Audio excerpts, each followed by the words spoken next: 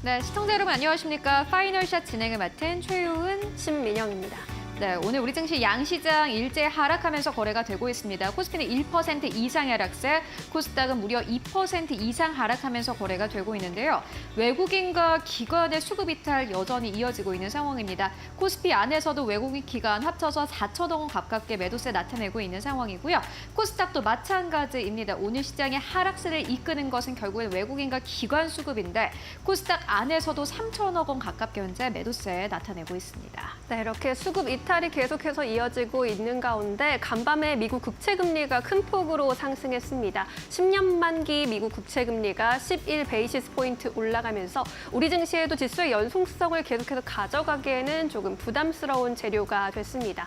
이 때문일까요? 삼성전자도 계속해서 하락세 이어가면서 오늘장에서 다시 한번 52주 신저가를 다시 썼습니다. 여러모로 좀 아쉬운 부분이 많은 오늘장인데요. 그래도 오늘의 조정을 어떻게 현명하게 또 활용해 볼 수 있을지 저희와 끝까지 함께 하시면서 전략 가져가 보시기 바라겠습니다. 네, 오늘도 준비했습니다. 시장 마감을 위한 마지막 한방. 지금 출발할게요. 파이널샷.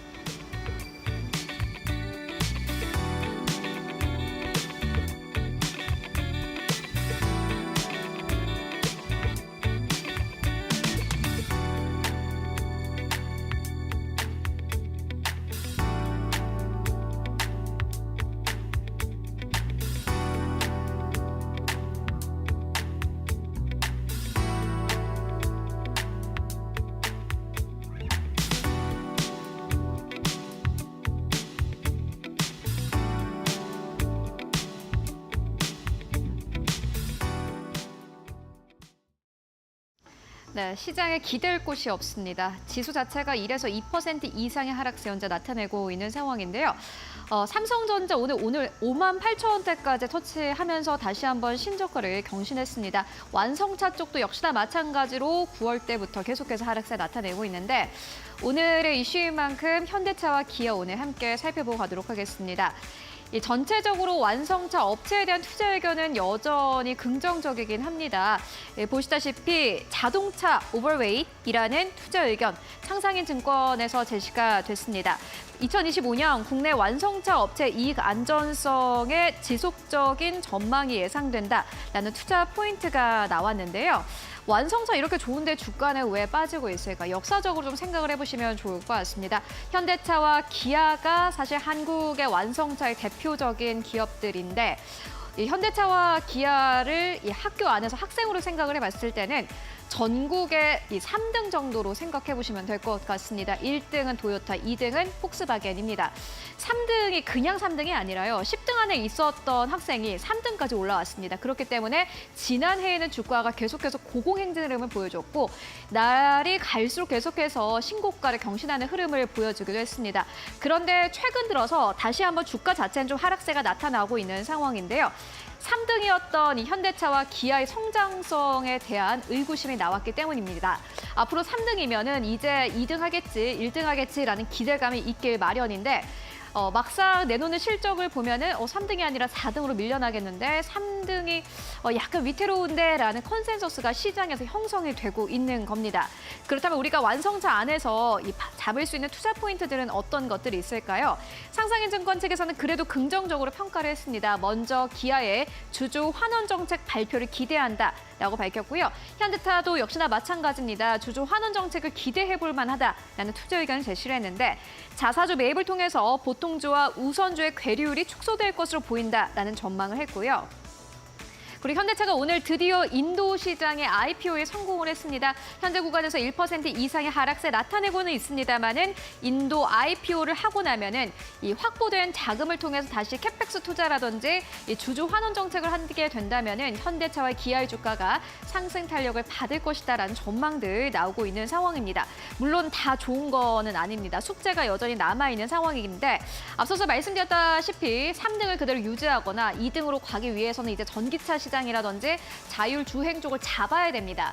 그런데 이 전기차나 자율주행 시장을 잡기 위해선 돈이 많아야 합니다. 워낙 들어가는 비용이 많기 때문인데요. 그렇기 때문에 앞으로의 숙제는 투자 규모의 최적화가 될 것이다라는 전망들 나오고 있습니다. 상상인 증권 측에서는 이러한 부분을 봤을 때 탑픽 기업 같은 경우에는 기아 그리고 현대차 우선주다라는 의견을 제시를 했습니다. 특히나 우선주를 보는 이유는요. 지금 우선주와 보통주의 비율이 8대 2인데 지금 내놓은 현대차의 주주 환원 정책을 계산을 해봤을 때는 앞으로 3년간 1조 2천억 원 넘게 매입을 할 수 있다라는 전망 때문이었습니다. 이 두 종목 여러분들 함께 찾아보시면 좋을 것 같고요. 그렇다면 이번에는 기아와 현대차 다시 한번 만나보도록 하겠습니다. 기아가 사실 많은 증권사에서 가장 의견이 좀 나뉜 대형주가 아니었나 하는 생각이 들었는데요. 먼저 키움증권 측에서는 약 2거래일 전쯤에 기아의 목표 주가를 하향 조정했습니다. 15만 원대에서 13만 원대까지 하향 조정했는데요. 기아의 실적 때문이었습니다. 이번 3분기 실적이 시장이 예상치 소폭 하회할 것이다라는 전망이 나왔습니다.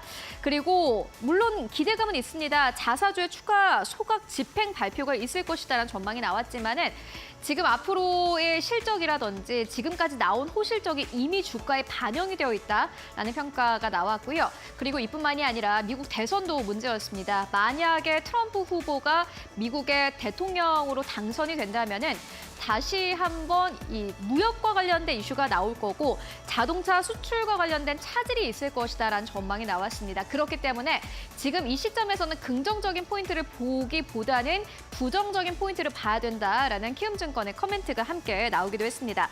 그리고 인도 시장을 함께 연결해서 보면요. 인도의 기아 같은 경우에는 연간 28만 대 목표치를 제시한 바 있는데 키움증권에서는 이렇게 이야기를 했습니다. 우리는 이미 1월 달에 기아가 내놓은 이러한 목표치가 너무 공격적이라고 이야기한 바 있다라고 의견을 제시를 했습니다.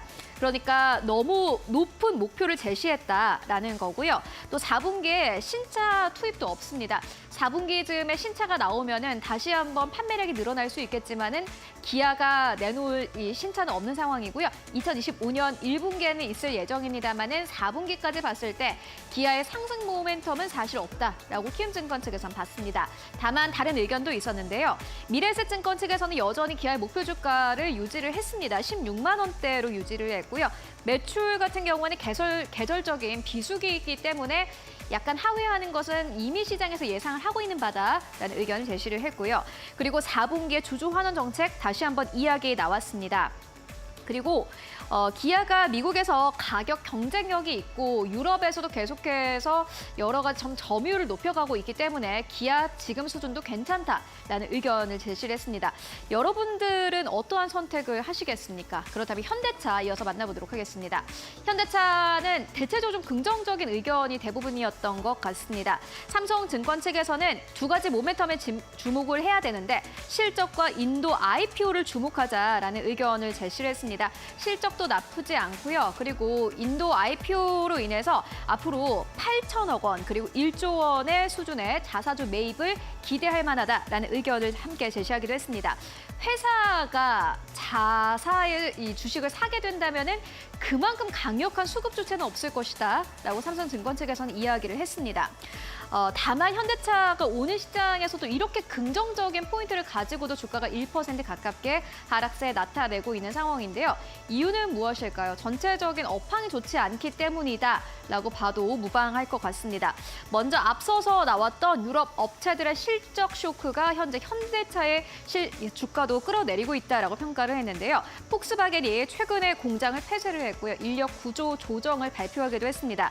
그리고 BMW, 벤츠, 스텔란티스가 연이어서 실적 쇼크를 발표했기 때문에 현대차도 역시나 마찬가지로 실적 쇼크를 피해갈 수는 없을 것이다. 이미 실적 피크아웃 왔다. 이렇게 평가를 했습니다.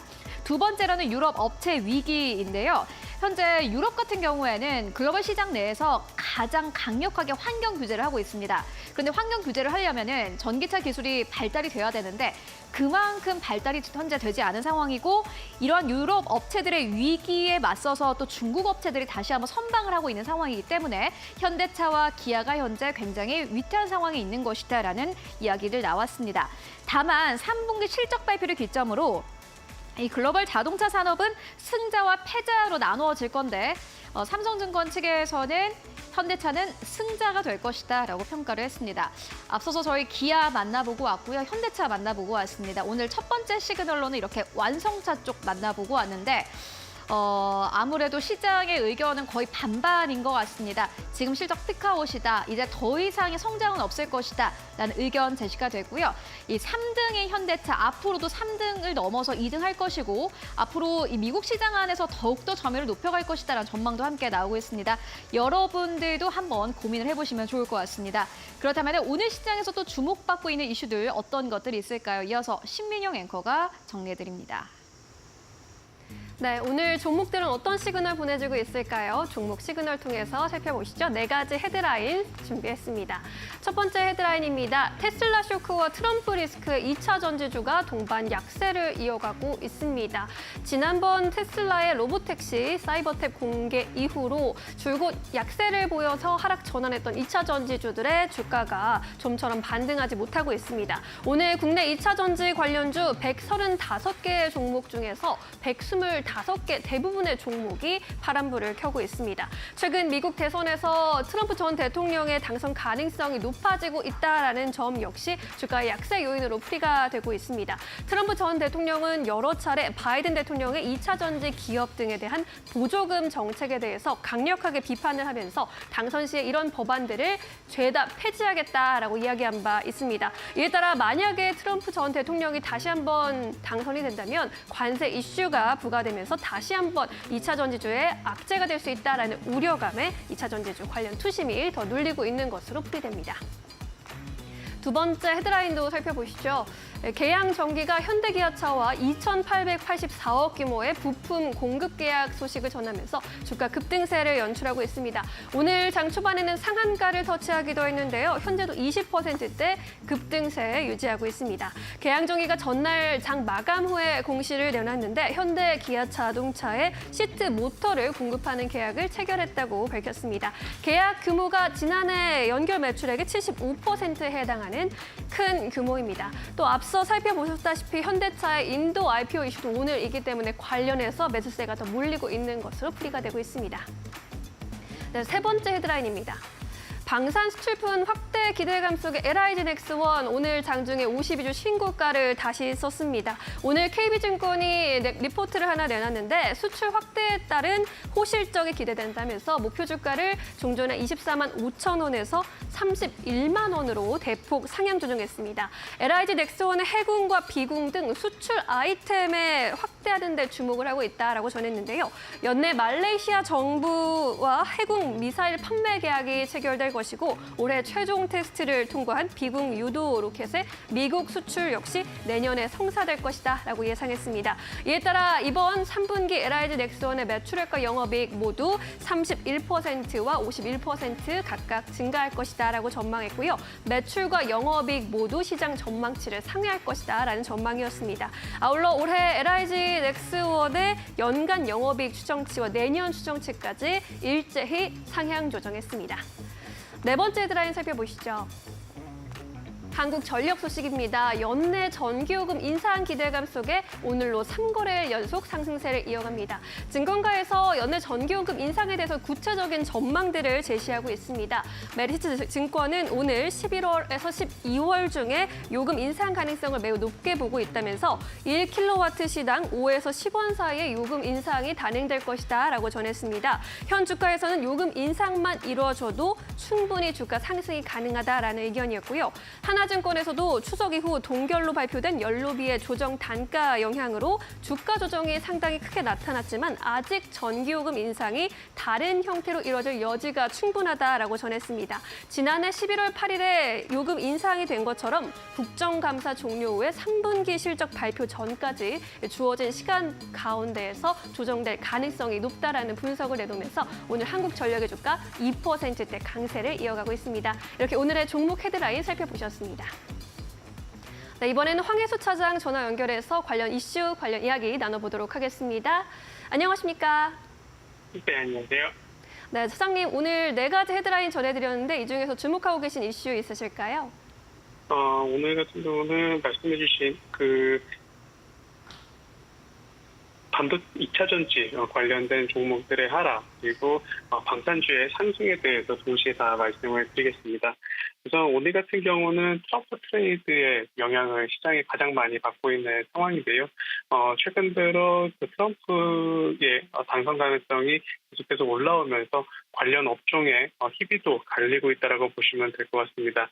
여기에 추가적으로 국내 시장 같은 경우에서는 과세에 대한 금수에 대한 불확실성 그리고 추가적으로 미국 경제가 노랜딩할 수 있다는 점에서 금리 인하에 대한 불확실성이 같이 포함이 되면서 관련된 업종들이 크게 변동성을 나타나고 있다고 보시면 될 것 같은데요. 트럼프 트레이드의 가장 대표적인 수혜주 중에 하나인 방산주 같은 경우에는 상승세를 유지하고 있고 또한 추가적으로 그 관련된 수혜주라고 평가를 받고 있는 조선 섹터 역시 상승세를 유지하고 있는 것이 특징적이다라고 보시면 될 것 같습니다. 하지만 신재생 에너지 그리고 2차 전지 관련 전기차 관련된 종목은 트럼프 트레이드의 가장 조금 취약한 업종으로 구별이 되면서 오늘 같은 경우 좀 약세의 모습이 나타나고 있다고 보시면 될 것 같은데요. 따라서 최근 이런 시장의 흐름은 미국 대선 이벤트까지 계속해서 변동성이 나타날 가능성이 높다라는 점을 유의하시면서 시장을 대응하시는 것이 좋겠다 이렇게 말씀을 드리겠습니다. 아직까지 물론 트럼프 후보의 당선 확률이 계속해서 올라가고 있지만 결과는 나와봐야지 아는 상황이기 때문에 이런 시장에 관련된 업종들의 변동성은 계속해서 나타날 수 있다는 점을 다시 한번 말씀드리겠고요. 따라서 이런 시황이 대외적인 변수가 불확실성이 대두가 됐을 때는 오히려 실적에 기업의 펀더멘탈에 집중하셔서 포트폴리오를 바꾸시는 게 유리한 상황이다라고 말씀을 드리겠습니다. 네, 트럼프 트레이드에 대한 관심 가져가 볼 수 있겠지만 변동성에도 주의해야 한다. 펀더멘털에 더 주목하자라는 의견 주셨는데 그렇다면 오늘 오후장에서 주목하고 계신 종목 있으실까요? 두산 에너빌리티를 말씀을 드리겠습니다. 두산 에너빌리티 같은 경우에는 최근 구글과 아마존 같은 글로벌 빅테크 업체들이 SDMR 계약 체결을 소식이 계속 나타나면서 두산 에너빌리티의 SDMR 사업부에 대한 성장 모멘텀이 부각을 받기 시작했다라고 보시면 될 것 같은데요. 최근 10월 16일에 아마존이 엑스에너지와 SDMR 계약을 맺었는데 두산 에너빌리티는 엑스에너지의 일부 지분을 가지고 있는 업체로서 내년 하반기에 실질적인 SDMR 제작 수주가 기대된다는 점이 긍정적인 부분이다라고 말씀드릴 수가 있겠습니다. 최근 들어 여러 AI 반도체 관련된 종목들이 많이 상승하는 모습을 보여주고 확산되는 모습을 보여줬는데요. 이제는 전력 공급 관련된 SDMR이 미국 시장에서 급등하는 모습이 나타나면서 두산에너빌리티도 이런 동사가 보유하고 있는 SDMR 제작에 대한 그런 성장성 그리고 앞서 말씀드린 엑스에너지의 지분 가치가 부각이 되면서 최근 들어 주가가 상승세를 유지하고 있다고 보시면 될 것 같습니다. 또 동사 같은 경우는 분할합병 이슈가 여전히 있는 상황이지만 추가적으로 주주 친화적으로 변경될 가능성이 높기 때문에 이런 분할합병 이슈가 해소가 된다면 추가적인 주가 리레이팅도 기대해 볼 수 있다는 점이 긍정적이다라고 말씀드릴 수가 있겠습니다. 네, 두산 에너빌리티에 대한 의견까지 들어봤습니다. 고맙습니다. 감사합니다. 이어서 외국인과 기관은 어떤 선택을 하고 있을지 최효은 앵커와 함께 확인해 보시죠. 네, 먼저 외국인 수급부터 만나보도록 하겠습니다. 오늘 외국인 수급 보면은 사실 시장이 왜 이렇게 내리는지를 여러분들 이해하실 수 있을 것 같은데 매도하는 기업들부터 살펴보시면은 삼성전자 오늘 외국인들이 가장 많이 매도하고 있고요. 두 번째로는 기아 현재 이름 올리고 있습니다. 세 번째로는 유한양행, 네 번째로는 SK하이닉스, 다섯 번째로는 고려 아연 이름 올리고 있는 상황입니다. 일단 한국 증시에서 대표적인 기업들을 대체적으로 매도하고 있는 상황입니다. 매수하는 기업들 살펴보시면요. 가장 첫 번째로는 HD 현대일렉트릭, 두 번째로는 삼성화재, 세 번째로는 현대모비스, 네 번째로는 삼성생명, 그리고 다섯 번째로는 두산 에너빌리티 이름 올리고 있습니다. 지주사격의 많은 기업들을 오늘 외국인들이 매수하고 있는 가운데 HD 현대일렉트릭 매수가 눈에 띕니다. 하락장 속에서도 상승세를 나타내고 있는 기업이기도 한데요. 어떠한 이슈가 있을까요? 함께 만나보도록 하겠습니다. 네, HD 현대일렉트릭 사실 하락장 속에서도 꿋꿋하게 계속해서 주가가 저점 대비해서 30% 이상 올라온 기업이기도 합니다. 실적 서프라이즈 기대감이 확대되고 있습니다. 이번에 매출액 같은 경우에는 8,600억 원 정도, 그리고 영업이익의 경우에는 1,600억 원 정도 현재 전망이 되고 있는 상황인데요. 특히나 북미 시장 공략을 강화하기 위해서 영업망을 강화하겠다라고 밝혔고요. 또 전력 변압기를 통한 매출처를 다변화함으로써 앞으로 많아지는 수요에 대응하겠다라고 밝혔습니다. 매출도 잘 잡히고 있고 수요도 계속해서 늘어나고 있는 가운데 늘어나고 있는 수요를 제대로 대응하겠다라는 의지를 함께 밝히면서 오늘 다시 한번 주가가 상승 탄력을 받고 있습니다. 현재 구간에선 주가 어떻게 흘러가고 있을까요? 만나보시죠. 오늘 주가가 코스피는 1%, 코스닥은 2% 빠지고 있는 가운데서도 4% 이상의 상승 탄력 가지고 가고 있고요. 33만 2,500원대에서 거래되고 있습니다. 그렇다면 외국인 수급 현재 코스닥에서는 어떻게 잡히고 있을까요? 함께 만나보시죠. 네, 매수하는 기업들 살펴보시면 가장 첫 번째로 파마리서치 현재 이름 올리고 있습니다. 파마리서치 다시 한번 기대감 커지고 있는 가운데 오늘 시장에서 외국인들의 매수가 집중되고 있고요. 두 번째 HLB, 세 번째 에코앤드림, 네 번째로는 D&D 파마텍, 다섯 번째로는 HLB 테라퓨틱스 이름 올리고 있습니다. 어제 HLB 테라퓨틱스 다시 한번 두 자릿수 이상의 급등 흐름 나타내기도 했는데 오늘 외국인들의 매수가 다시 한번 집중되고 있고요. 매도하는 기업들 살펴보시면 가장 첫 번째로는 알테오젠, 두 번째로는 클래시스, 세 번째로는 에코프로, 네 번째로는 실리콘2, 다섯 번째로는 펩트론 현재 이름 올리고 있는 상황입니다. 그렇다면 기관 투자자들의 수급 흐름은 어떨까요? 함께 만나보시죠.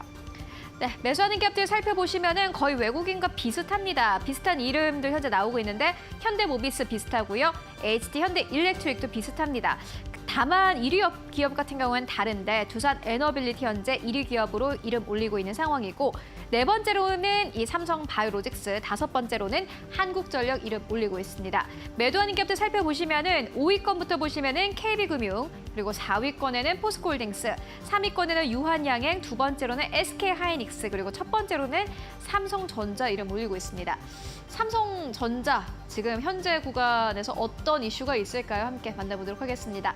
사실 뭐 이렇다 할 특별한 이슈는 없습니다. 다만 외국인들의 수급이 좀 이탈되고 있다는 점, 기관의 수급이 이탈되고 있다는 점이 어떻게 보면 가장 큰 이슈가 아닐까 싶은데요. 오늘 다시 한번 신저가를 경신했습니다. 58,000원대까지 터치 나왔습니다.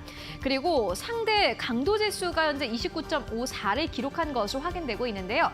30 미만이면은 과매도 구간으로 현재 인식을 합니다. 그렇기 때문에 삼성전자는 지금 현재 구간에서는 과매도 구간이 맞긴 맞습니다. 다만 긍정적인 모멘텀이 없는 게 문제고요. SK하이닉스 실적 발표 전까지 반도체주에 대한 관망세는 이어질 것이다라는 업계 현재 코멘트 나오고 있습니다. 그렇다면 현재 구간에서는 어떻게 주가 흘러가고 있을까요? 만나보시죠. 네, 다시 한번 신저가 부근에서 거래가 되고 있습니다. 1.6% 이상 하락하면서 58,000원대, 58,100원대에서 계속해서 움직이고 있는 모습 나타나고 있습니다. 신저가 현재 구간에서도 경신하는 흐름 계속해서 보여주고 있는 상황인데요. 삼성전자의 주가와 함께 따라가 보시면 좋을 것 같고요. 그렇다면 기관 투자자들이 코스닥 안에서는 어떠한 이 기업들을 사고 팔고 있을까요? 함께 만나보시죠. 매수하는 기업들 살펴보시면은 클래시스 가장 첫 번째고요. 두 번째로는 휴젤, 세 번째로는 알테오젠입니다. 외국인들이 코스닥 안에서 팔고 있는 기업이랑 완전히 다르고요. ABL 바이오 네 번째, 다섯 번째로는 GI 이노베이션 이름 올리고 있습니다. 매도하는 기업들 살펴보면은 가장 첫 번째로는 한캠, 두 번째로는 펩트론, 세 번째로는 실리콘2 현재 매도세 나오고 있는데 외국인과 기관이 쌍끌이 실리콘2를 매도하고 있는 흐름 보여주고 있고요. 셀비온 팔자세고, 리가캠 바이오도 5위권 안에 현재 이름 올리고 있는 상황입니다. 지금까지 수급 상황 함께 살펴보고 왔습니다.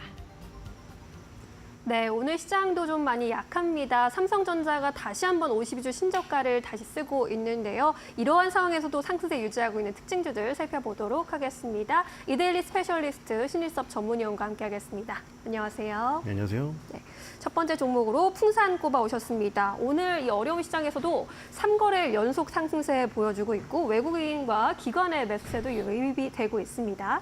풍산 어떻게 보고 계실까요? 네, 바이오랑 방산밖에 없죠. 자, 그 예전에 그 프린세스 메이커 얘기할 때 아시길래 제가 포트리스 아시냐고 물어봤는데 이름만 좀 들어봤대요. 네. 20몇 년 전에 이제 그 PC방 시절에 요즘에는 롤이라던가 배틀그라운드 하잖아요.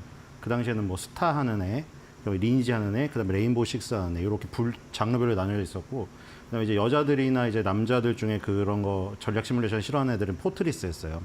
그리고 또 마지막 부류는 저희 가서 채팅하는 애 있었어요.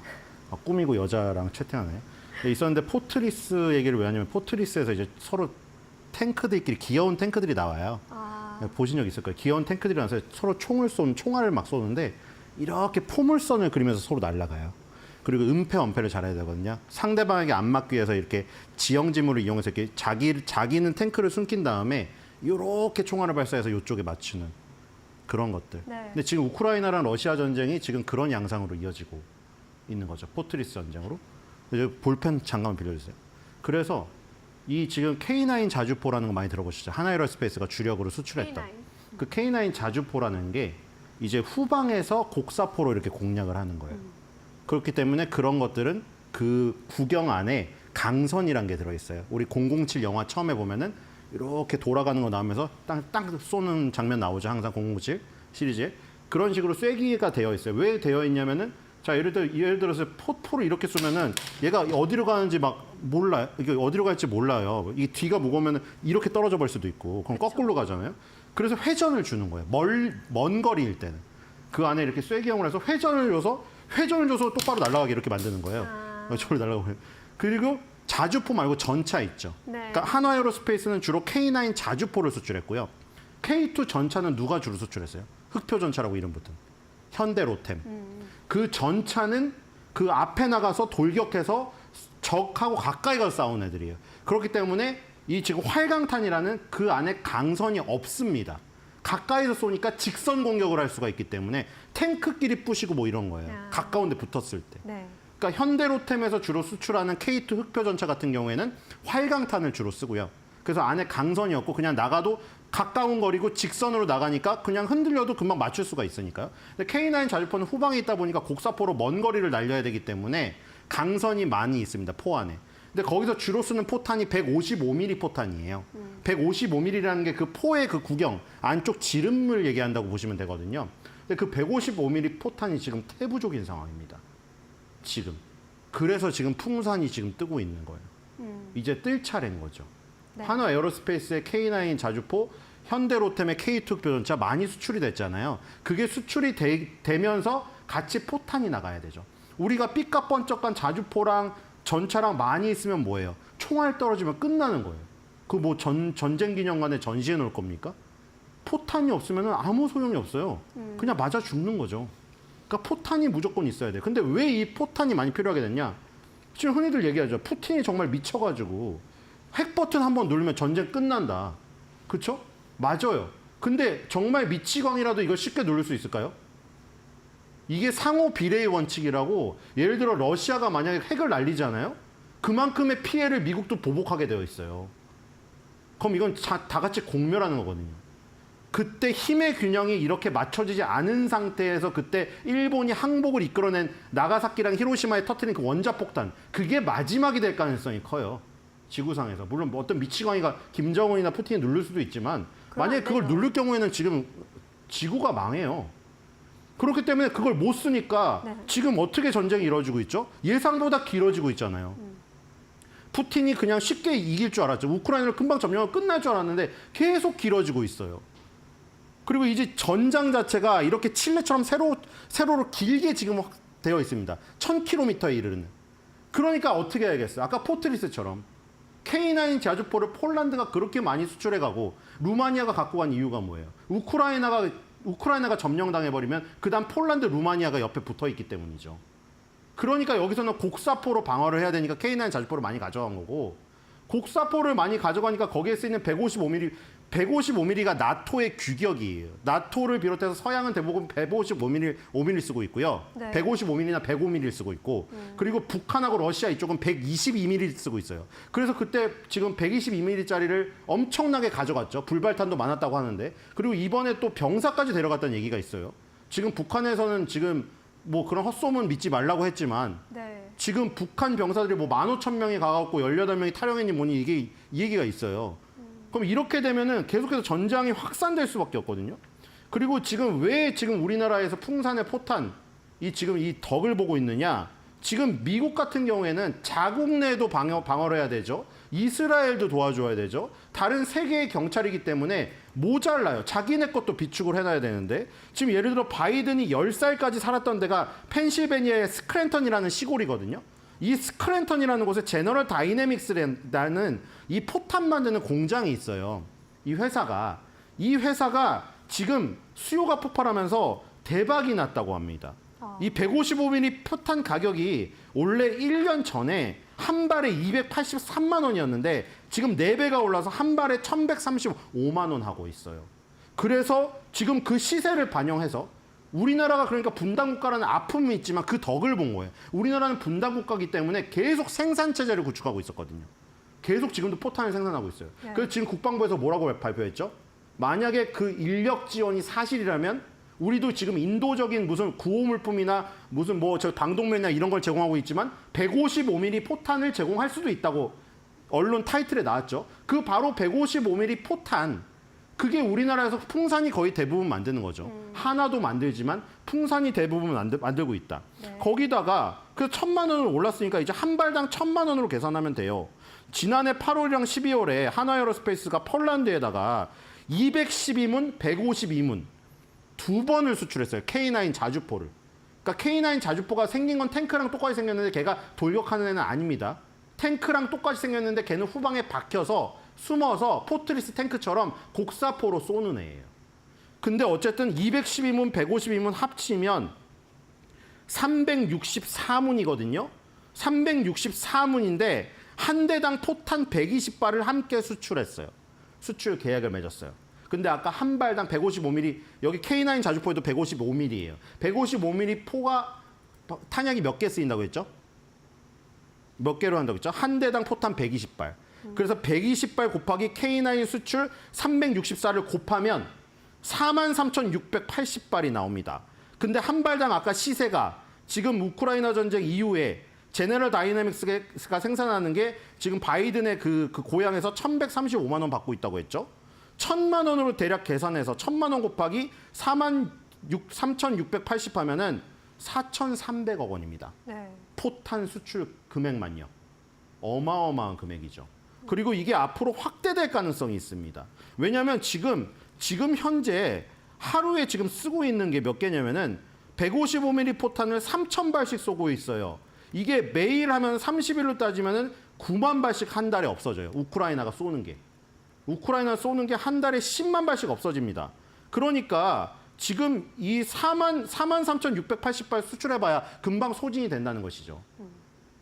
그러니까 지금 하나에어로스페이스, LG넥선, 현대로템이 1, 2, 3순위로 갔잖아요. 네. 그다음에 당연히 포탄이 따라가니까 주가상으로도 똑같이 순서가 그렇게 되는 거죠. 이제는 풍산이 갈 차례인 거죠. 여러분들 하나에어로스페이스, LG넥선, 현대로템에서 수익 많이 나신 분들 거기서 수익 반 실현해서 풍산으로 담으세요. 네. 알겠습니다. 전쟁이 길어지고 있습니다. 이에 따라서 각종 포탄, 탄약을 생산하고 있는 풍산으로도 또 관심이 번지고 있습니다. 수출 금액이 어마어마하게 불어날 것이라는 분석, 방산주 전반에 퍼지고 있으니까요. 잘 참고해 보시면 좋겠습니다. 두 번째 종목으로 넘어갈게요. 파마 리서치 함께 보시죠. 오늘 코스닥 외국인 순매수 종목 1위에도 올라와 있고 종목의 주가 흐름도 굉장히 견조하게 전개가 되고 있네요. 파마 리서치 함께 분석해 볼까요? 네, 역사상 신고가를 가고 있죠. 지금 역사상 신고가에서 이제 시즌 2가 열릴 것 같습니다. 일단 뭐 연어의 정소에서 뽑아낸다는 건 다들 아실 것이고 연어가 거슬러 올라가는 연어를 잡아다가 짜서 정소를 그 파마 리서치 직원들이 양동이에 담아서 자기 연구실로 가져가요. 여기서 양양에서 강원도 양양에서. 그래서 지금 거기서 뽑아낸 걸로 이제 리쥬란으로 히트를 친 거죠. 리쥬란 힐러로. 그래서 지금 보톡스랑 필러랑은 또 다른 제3의 시술로 리쥬란 힐러를 정말 아픔에도 불구하고 맞는 사람들이 많습니다. 네. 그리고 이 리쥬란 힐러를 히트를 친 다음에 이걸 바로 코스메틱으로 연결시켰어요. 리쥬란 코스메틱 라인을 내놔서 리쥬란 힐러를 맞고 이제 리쥬란 코스메틱으로 집안에서 또 관리를 하는 이런 시스템을 지금 만들었거든요. 물론 리쥬란이라는 브랜드가 히트쳐서 많이 효과를 봤죠. 그리고 리쥬란 코스메틱도 효과가 써서 직접 효과가 있었기 때문에 초반에 입소문 효과를 계속해서 이어갈 수 있었던 것이고요. 그리고 이제 최근에 9월 달에 유럽계 사모펀드가 등장하죠. 요즘에 우리나라 미용 의료기기들 사모펀드들의 눈독을 엄청 받고 있잖아요. 지금 아시다시피 제이시스 메디칼은 나가는 거 확정됐고요.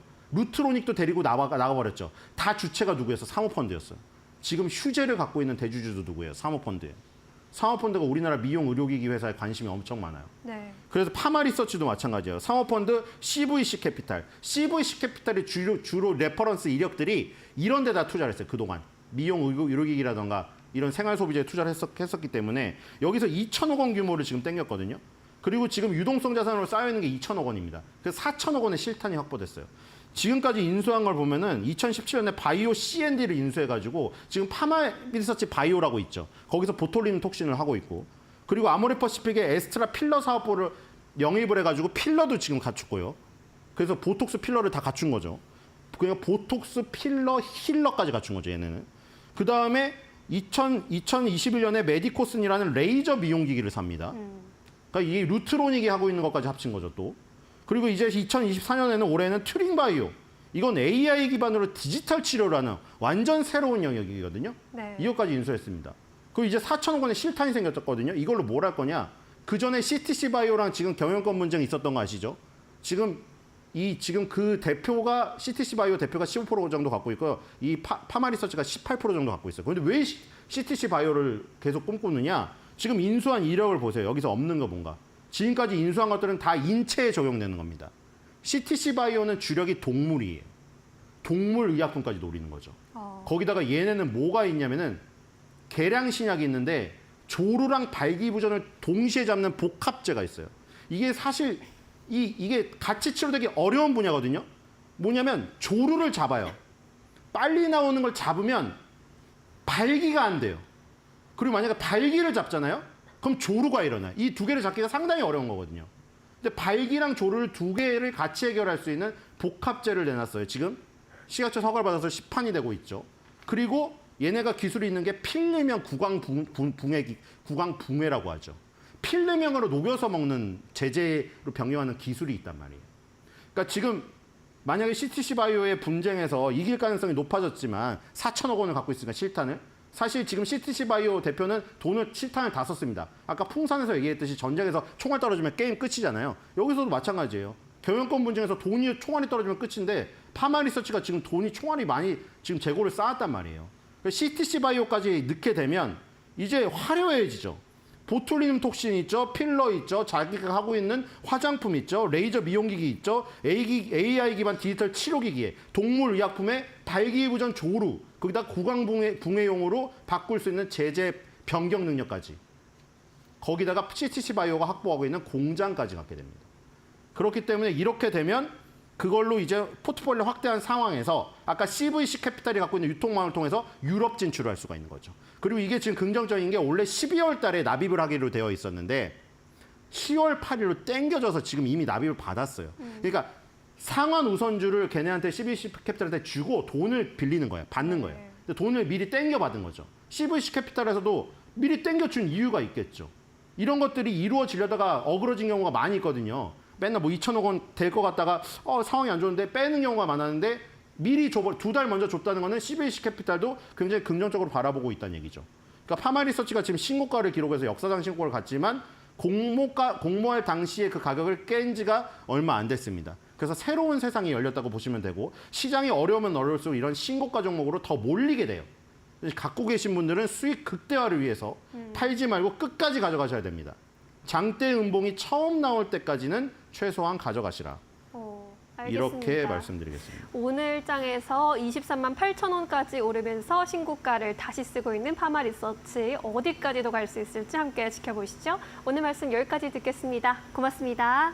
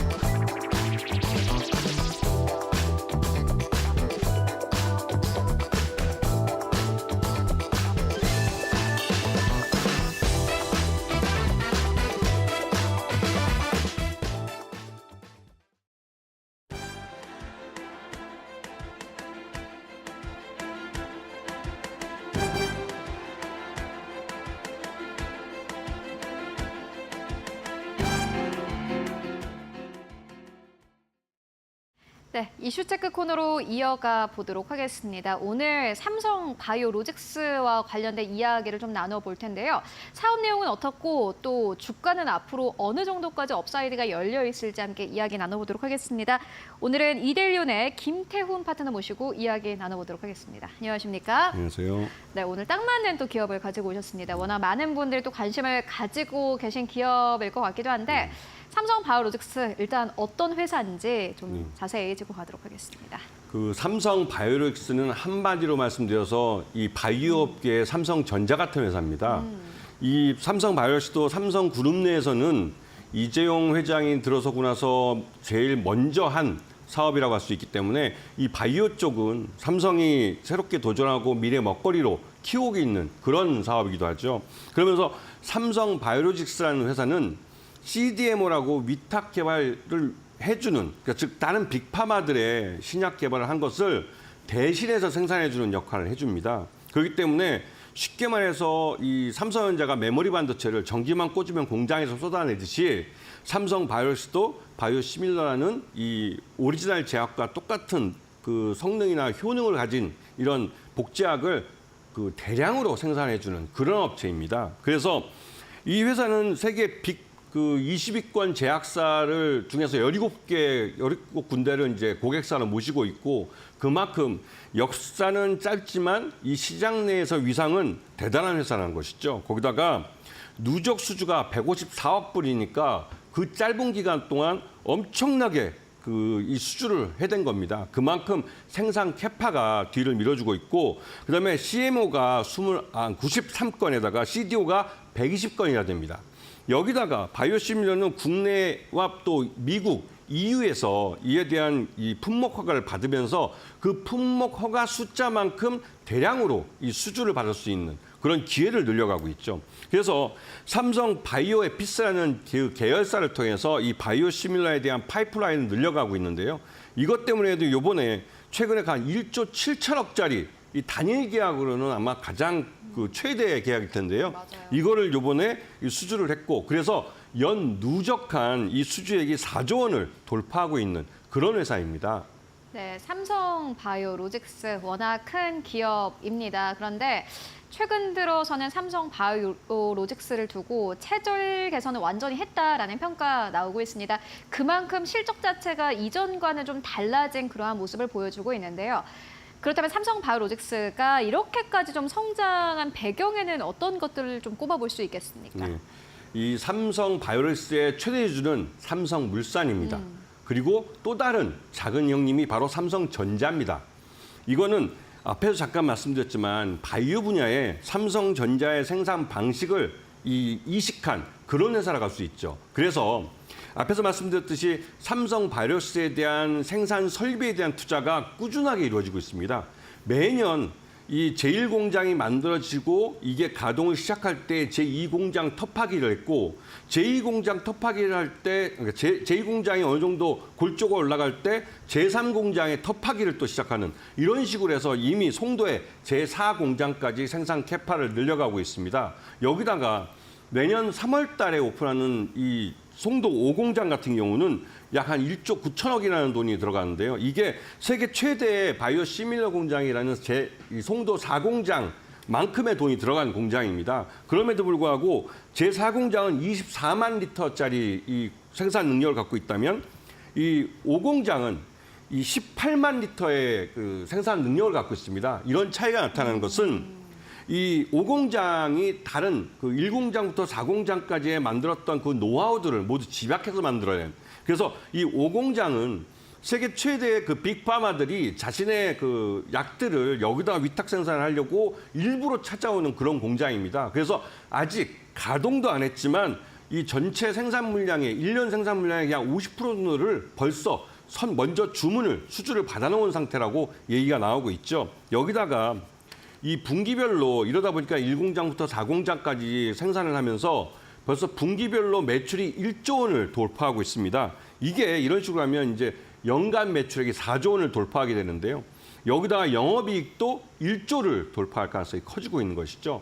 이게 영업이익률이 두 자릿수라는 건 제조업체에서 좀처럼 보기 어려운 그런 숫자입니다. 그런데 이 힘든 걸 바이오 시밀러는 해내고 있다는 것이죠.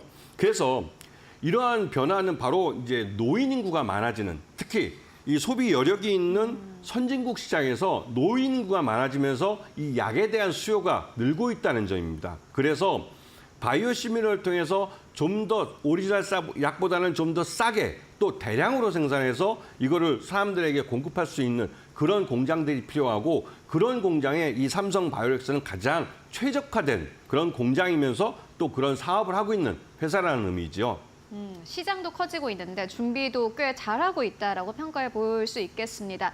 오공장 이야기가 나온 게 벌써 3년 정도는 된 것 같은데 이제 오공장의 완공을 눈앞에 두고 있는 상황이고, 이러한 상황 속에서 CDMO 시장 계속해서 커지고 있습니다. 삼성 바이오로직스가 준비가 됐다 이렇게 느껴지는데요. 그리고 무엇보다 사실 결국엔 주가의 트리거가 될 것은 앞으로 미국의 생물보안법이지 않을까 하는 생각이 듭니다. 보니까는 많은 증권사에서 결국에는 미국에서 법안이 통과돼야지 그 관련주들이 지금까지 올라가는 그러한 트렌드가 나왔는데, 앞서서 IRA 법안 통과하고 전기차 관련 기업들이 올라갔던 것처럼 이번에도 역시나 마찬가지로 생물보안법이 통과되고 나면은 삼성 바이오로직스가 크게 좀 탄력을 받을 것이다라는 전망 나오고 있는데, 관련한 사안들은 어떻게 보고 계십니까? 그 말씀을 진짜 잘해 주셨는데요. 네. 그 IRA법이라는 것은 여러분 잘 아시다시피 그 인플레이션 감축법 해가지고 이 IRA법 때문에 현대차와 기아가 미국 시장에서 전기차를 잘 팔다가 미국 내에서 생산하지 않는다는 이유만으로 결국은 그 미국 내 시장을 좀 많이 잃었었습니다. 하지만 반대로 이 생물보안법 같은 경우는 미국인들의 유전자 정보를 잠재적 적국이라고 할 수 있는 중국에 넘기지 않겠다 해서 이걸 이번에 미국 하원에서 법을 통과시켰습니다. 그래서 중국에 있는 법, 이런 그 인플레이션, 그러니까 이 바이오 시밀러와 같은 사업을 하고 있는 이런 공장들에게는 미국인들의 데이터를 넘길 수 없다는 게 법으로서 이제 규제가 되는 부분이죠. 그래서 요번에 이제 미국 기업들도 이 중국 기업들과 거래를 하던 업체들은 이 거래선을 다른 데로 바꿔야 됩니다. 일부 미국의 이런 업체, 바이오 업체들 중에 일부는 이미 중국의 업체들과 손을 끊었습니다. 거래를 끊으면서 다른 대안을 찾고 있는데, 그중에서 가장 먼저 이름이 거론되는 게 바로 삼성 바이오로스죠. 그만큼 삼성 바이오로스는 생산량 자체가 워낙 많은 회사에다가 이 수주를 어떻게 하느냐를 걱정했었는데, 요번에 이런 미국의 생물보안법이 통과되면서 기존에 중국과 거래하던 미국 기업들이 이 한국의 삼성 바이오로스로 발길을 돌리는 계기가 되었고, 이것 때문에 제값을 받고 이 바이오시밀러 사업을 해줄 수 있겠다라는 말들이 나오고 있는 것이죠. 네, 그렇다면은 앞으로 삼성 바이오로직스의 주가 흐름이 꽤 좀 궁금합니다. 앞으로 삼성 바이오로직스 주가가 어떻게 흘러갈지 꽤나 궁금한데, 보니까 현재 증권사에서는 대체적으로 한 120만 원 정도를 목표 주가를 잡고 있어요. 네. 어떻게 보십니까? 이 지금 100만 원이라는 주가가 네. 우리가 이제 그 대기업들 중에 잘 없지 않습니까? 요즘은 맞습니다. 삼성전자도 액분을 이제 5천 원짜리를 100원짜리로 하면서 이게 이제 오만전자 이름을 듣고 있는데요. 지금은 이 삼성 바이오로스는 그렇지 않습니다. 이 아까 앞에 잠깐 말씀드렸지만 최대 주주가 삼성물산이고 2대 주주가 삼성전자고, 이들의 지분을 합치면 70%가 넘어가기 때문에 실제 유통 가능한 물량이 굉장히 적습니다. 이 말뜻은 삼성 바이오로스의 실적이 좋아지면 좋아질수록 이 품절주가 될 가능성이 높다는 것이죠. 실제로 지금 100만 원까지 주가가 올라온 상태고, 이 올라온 상태에서 지금 현재 이 생산 캐파가 계속 늘어나고 있으면서 그에 따라서 매출 내용도 분기당 1조까지 더 늘어났을 뿐만 아니라 영업이익도 1조를 넘어가고 있습니다. 거기다가 5공장이 내년 3월부터 가동을 시작하게 되면 지금보다 훨씬 더 매출 외형도 점프업을 하게 되고 영업이익률 또한 더 올라갈 것으로 보입니다. 이렇게 되면 그러니까 삼성 바이오로직스의 주가는 지금 현재 100만 원대는 말 그대로 이제 싸게 살 수 있는 기회를 주는 가격대라고 볼 수가 있고요. 길게 보시면 이 품절주에 빠져버리면 순식간에 150에서 200만 원까지도 갈 수 있고, 또 그리고 삼성 바이오엑스를 갖고 단타를 치실 생각을 하시는 분은 별로 없겠지만, 그 심하게 말하면 초등학생 아들을 위해서 나중에 대학교 등록금을 생각하셔서 이 종목을 장기적으로 아이 이름으로 좀 사모으는 것도 괜찮다는 생각이 좀 듭니다. 그만큼 이 삼성 바이오로스는 장기적으로 이 회사가 나중에 이제 삼성그룹의 지배구조 개편과도 물려 있는데요. 그와 함께 또 한 번 이 삼성 바이오로직스도 액분을 할 가능성이 큽니다. 그렇게 되면 자식에게 이 사준, 이 말 그대로 삼성 바이오로직스의 이 지분이 나중에 대학 등록금으로 돌아올 가능성도 있는 것이죠. 한 주만 사놔도 대학 등록금이 될 수 있다. 이렇게 전망해 주셨는데 보니까는 지배구조 쪽에 약간의 뭐 변화? 이런 것도 기대를 해볼 수 있을까요? 네, 맞습니다. 이 삼성물산은 이재용 회장님이 최대주로 있는 회사입니다. 그러면서 삼성물산이 삼성그룹의 잠재적인 그 지배구조의 정상에 있으면서 이 그룹의 이제 지주회사 역할을 하고 있는데요. 네. 실질적으로 이걸 지주회사로 만들어줘야만 경영권 승계나 이런 면에서 굉장히 유리해질 수가 있습니다.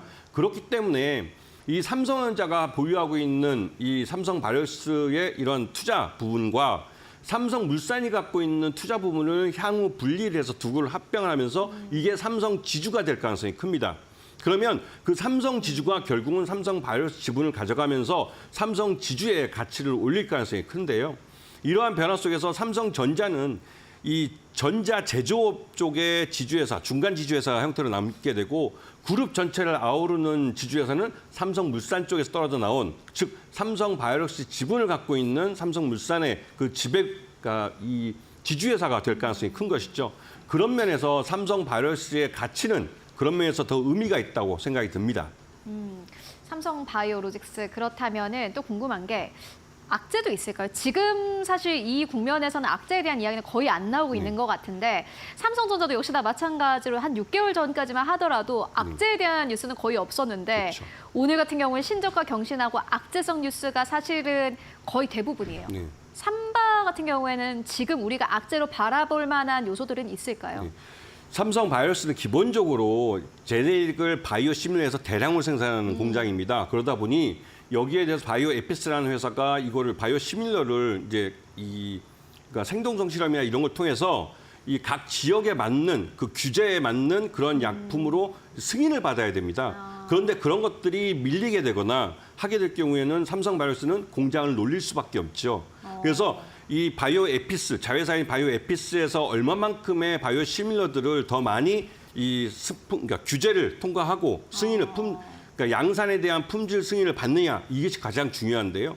이 부분은 매년 한 3개에서 4가지 정도를 삼성 바이오로직스 계열사인 삼성 에피스가 바이오 에피스가 받아내고 있습니다. 근데 이런 부분에서 이 뭐랄까 이제 그러니까 사용 승인을 받지 못할 경우에는 이게 곧바로 삼성 바이오로직스의 위기로 다가오는 것이죠. 즉 공장을 못 돌리는 문제가 있습니다. 그 승인을 받기가 힘든가요? 아니면 이거는 좀 안정적인 사업일까요?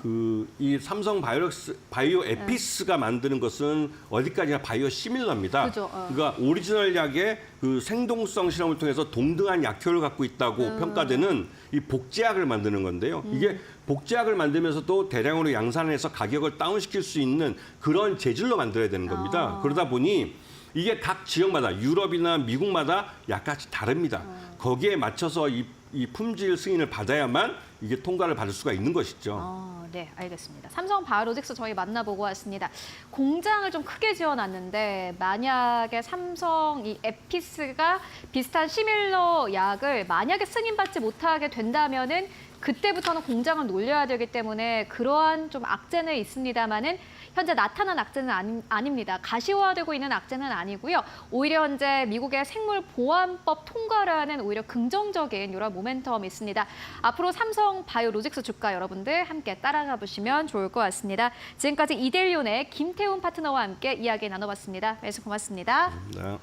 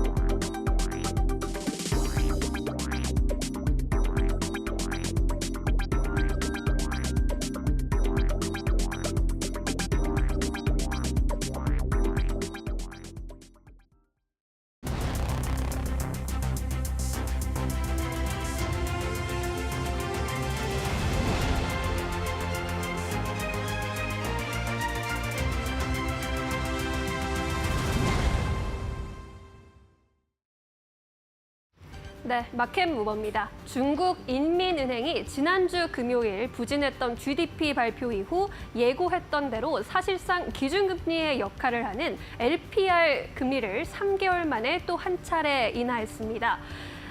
기준금리의 기준이 되고 있는 1년물 그리고 주택담보대출의 기준이 되고 있는 5년물 금리를 동시에 0.25%포인트 인하하게 된 건데요. 시장에서는 0.20%포인트 인하를 점치고 있었는데 이보다는 조금 더 금리를 인하하게 되면서 경기 회복력을 연말까지 최대한 끌어올리겠다는 의지를 재확인해 주었습니다. 이번 중국에서는 3분기 GDP가 전년 동기 대비 4.6% 성장했다라고 밝혔습니다. 이는 지난 2023년 1월보다 더 낮은 수준이었는데요.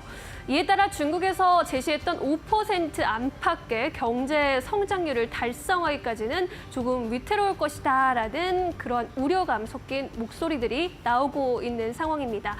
이에 따라 중국에서는 은행 지준율을 추가로 인하하고 또 대규모 재정 정책을 조만간 승인할 것이라는 관측이 또 더해지고 있는 상황입니다. 이런 소식 전해지면서 우리 증시에서도 관련한 중국 경기 민감주들이 반응하는 모습이 나타나기도 했습니다. 대표적으로 국내 상장 중국 기업들 철강, 화장품 업종에서 중국 경기에 대한 기대감이 반영되기도 했습니다. 하지만 그 상승폭이 그리 크진 않았는데요. 여러 가지 이유들이 있었겠지만 가장 큰 이유는 이 통화 정책의 변화로는 부족하다라는 시장의 판단이 가장 컸던 것으로 보입니다. 중국의 경기가 되살아나게 되면 우리나라 수출 기업에도 수혜가 된다라는 관점 안에서 앞으로 어떠한 일정들을 주목해봐야 하는지 다음 장에서 함께 살펴보시죠. 일단 다가올 10월 말에 전국 인민대표회의 상무위원회가 개최됩니다. 중국의 예산심의 담당 기구인데요. 이 자리에서 2조 위안, 우리 돈으로 236조 8,400억 원 규모의 특별국채 발행을 확정할지 그 여부에 주시해 봐야겠습니다. 하지만 일각에서는 이러한 일정이 연기될 가능성도 또 이야기가 나오고 있기 때문에 추후 발표될 보도를 또 잘 체크해 보셔야 할 것 같습니다. 여기에 더해서 12월 중앙경제공작회의도 주목해 봐야 합니다. 내년도 경제정책 방향성이 제시되기 때문입니다.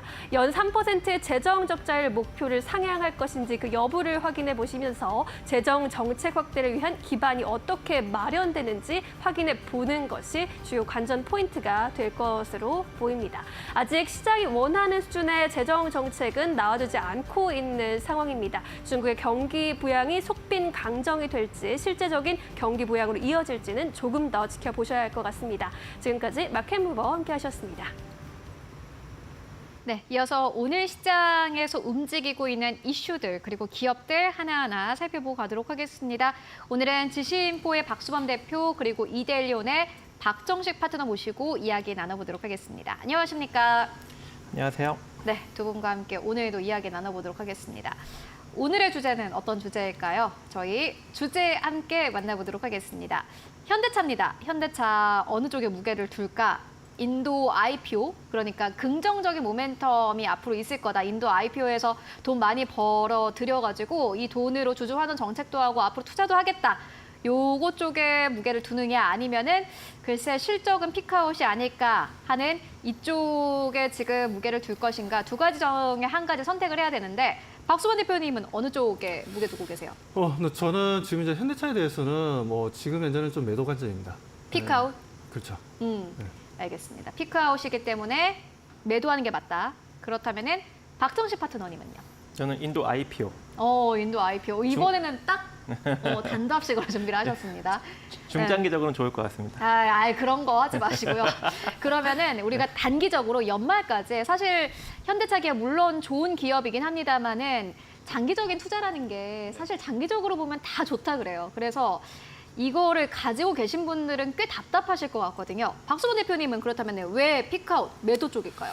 네, 뭐 그렇게 생각하는 이유는 뭐 여러 가지가 있습니다만 지금 현재 어떻게 보면 지금 현대차가 이제 인도 법인이 이제 IPO를 진행했는데 이 부분에서 뭐 4조 5천억이라는 이제 현금 캐시가 생긴다는 부분들에선 긍정적으로 바라볼 수는 있지만 인도 시장의 어떤 뭐 자동차 시장을 좀 우리가 좀 볼 필요는 있다라고 봅니다.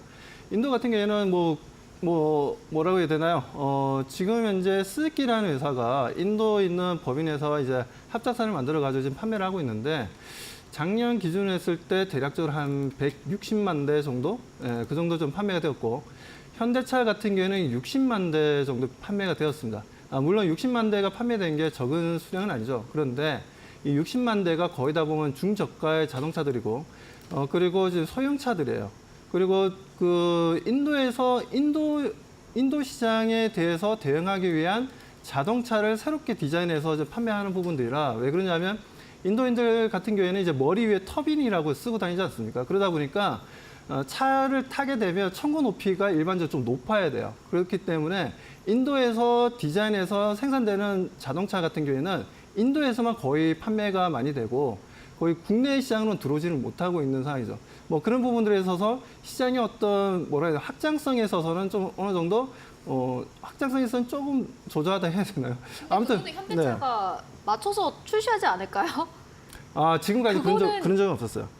네, 지금까지 그런 적은 없었기 때문에 어. 인도 시장에서 개발한 자동차는 인도 시장에서만 판매되는 목적으로 지금까지 생산되었고 디자인되었다는 부분들에 있어서 아무튼 그런 부분들이 있는데 이게 뭐 공장을 확장해서 이제 생산량을 늘리냐 문제는 뭐냐면 이 자동차를 사줄 수 있는 컨슈머가 있어야 됩니다.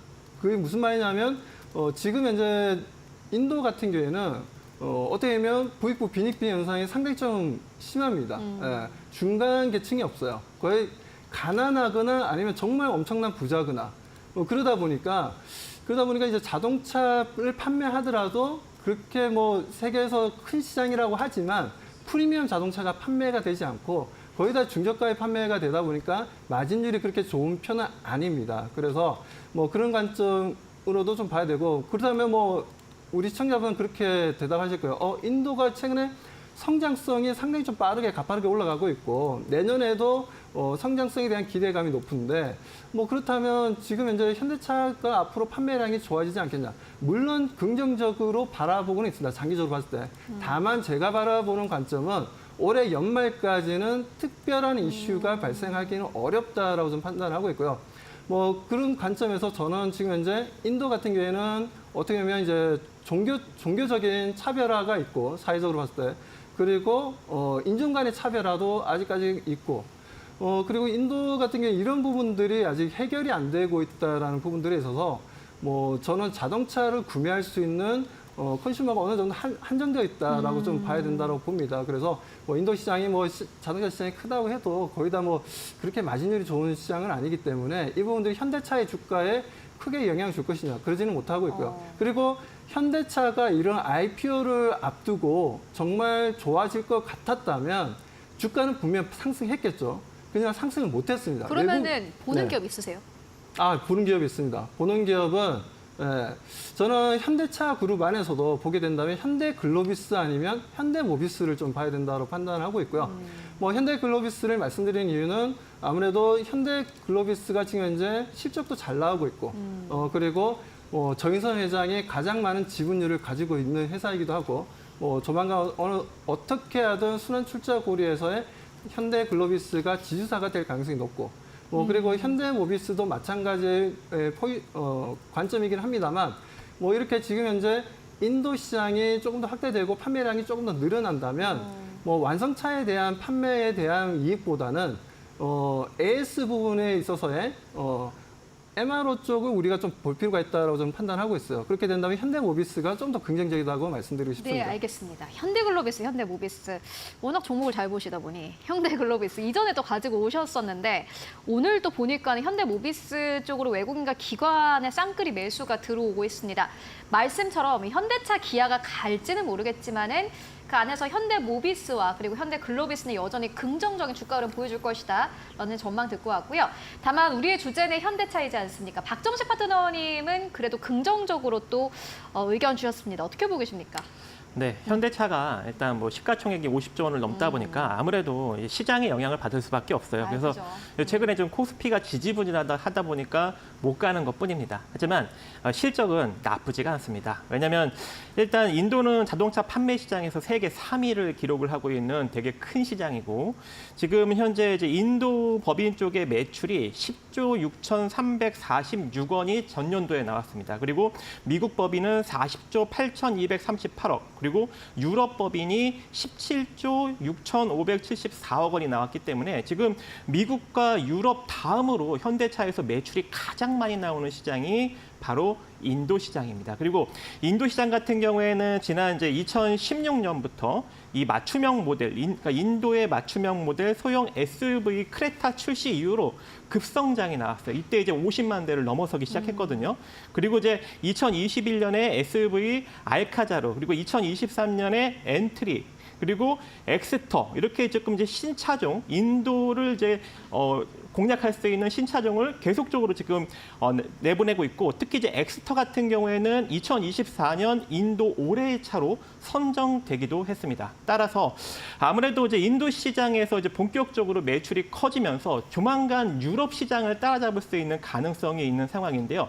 전년도에 일단 뭐 60만 대를 넘어섰다고 했죠, 판매량이. 근데 이번에 이제 IPO를 시작해서 4조 5천억 정도의 자금을 확보했고 이제 이것을 이제 신공장 푸네 지역 현대차 제3공장에 투자를 하면서 이제 인도에서만 연간 100만 대 생산 체제를 구축을 하게 됩니다. 그렇게 된다면은 매출이 유럽 시장을 넘어설 수 있는 가능성이 매우 높은 상황인 것이죠. 그래서 인도 시장은 앞으로 현대차가 매출, 그러니까 한마디로 해외 법인 쪽 매출의 2위를 기록할 수 있는 아주 중대한 어떤 그런 시장이기 때문에 만약에 여기서 한 내년 그리고 내후년까지 100만 대를 판매하게 된다면 유럽 시장의 매출액을 뛰어넘고 현재 지금 영업이익 같은 경우에는 전년도 9,211억을 기록을 했는데 미국 2조 7,782억 다음으로 두 번째를 기록을 했어요. 그 수익성도 나쁘지가 않아요. 지금 유럽보다 매출이 적게 나오는데도 불구하고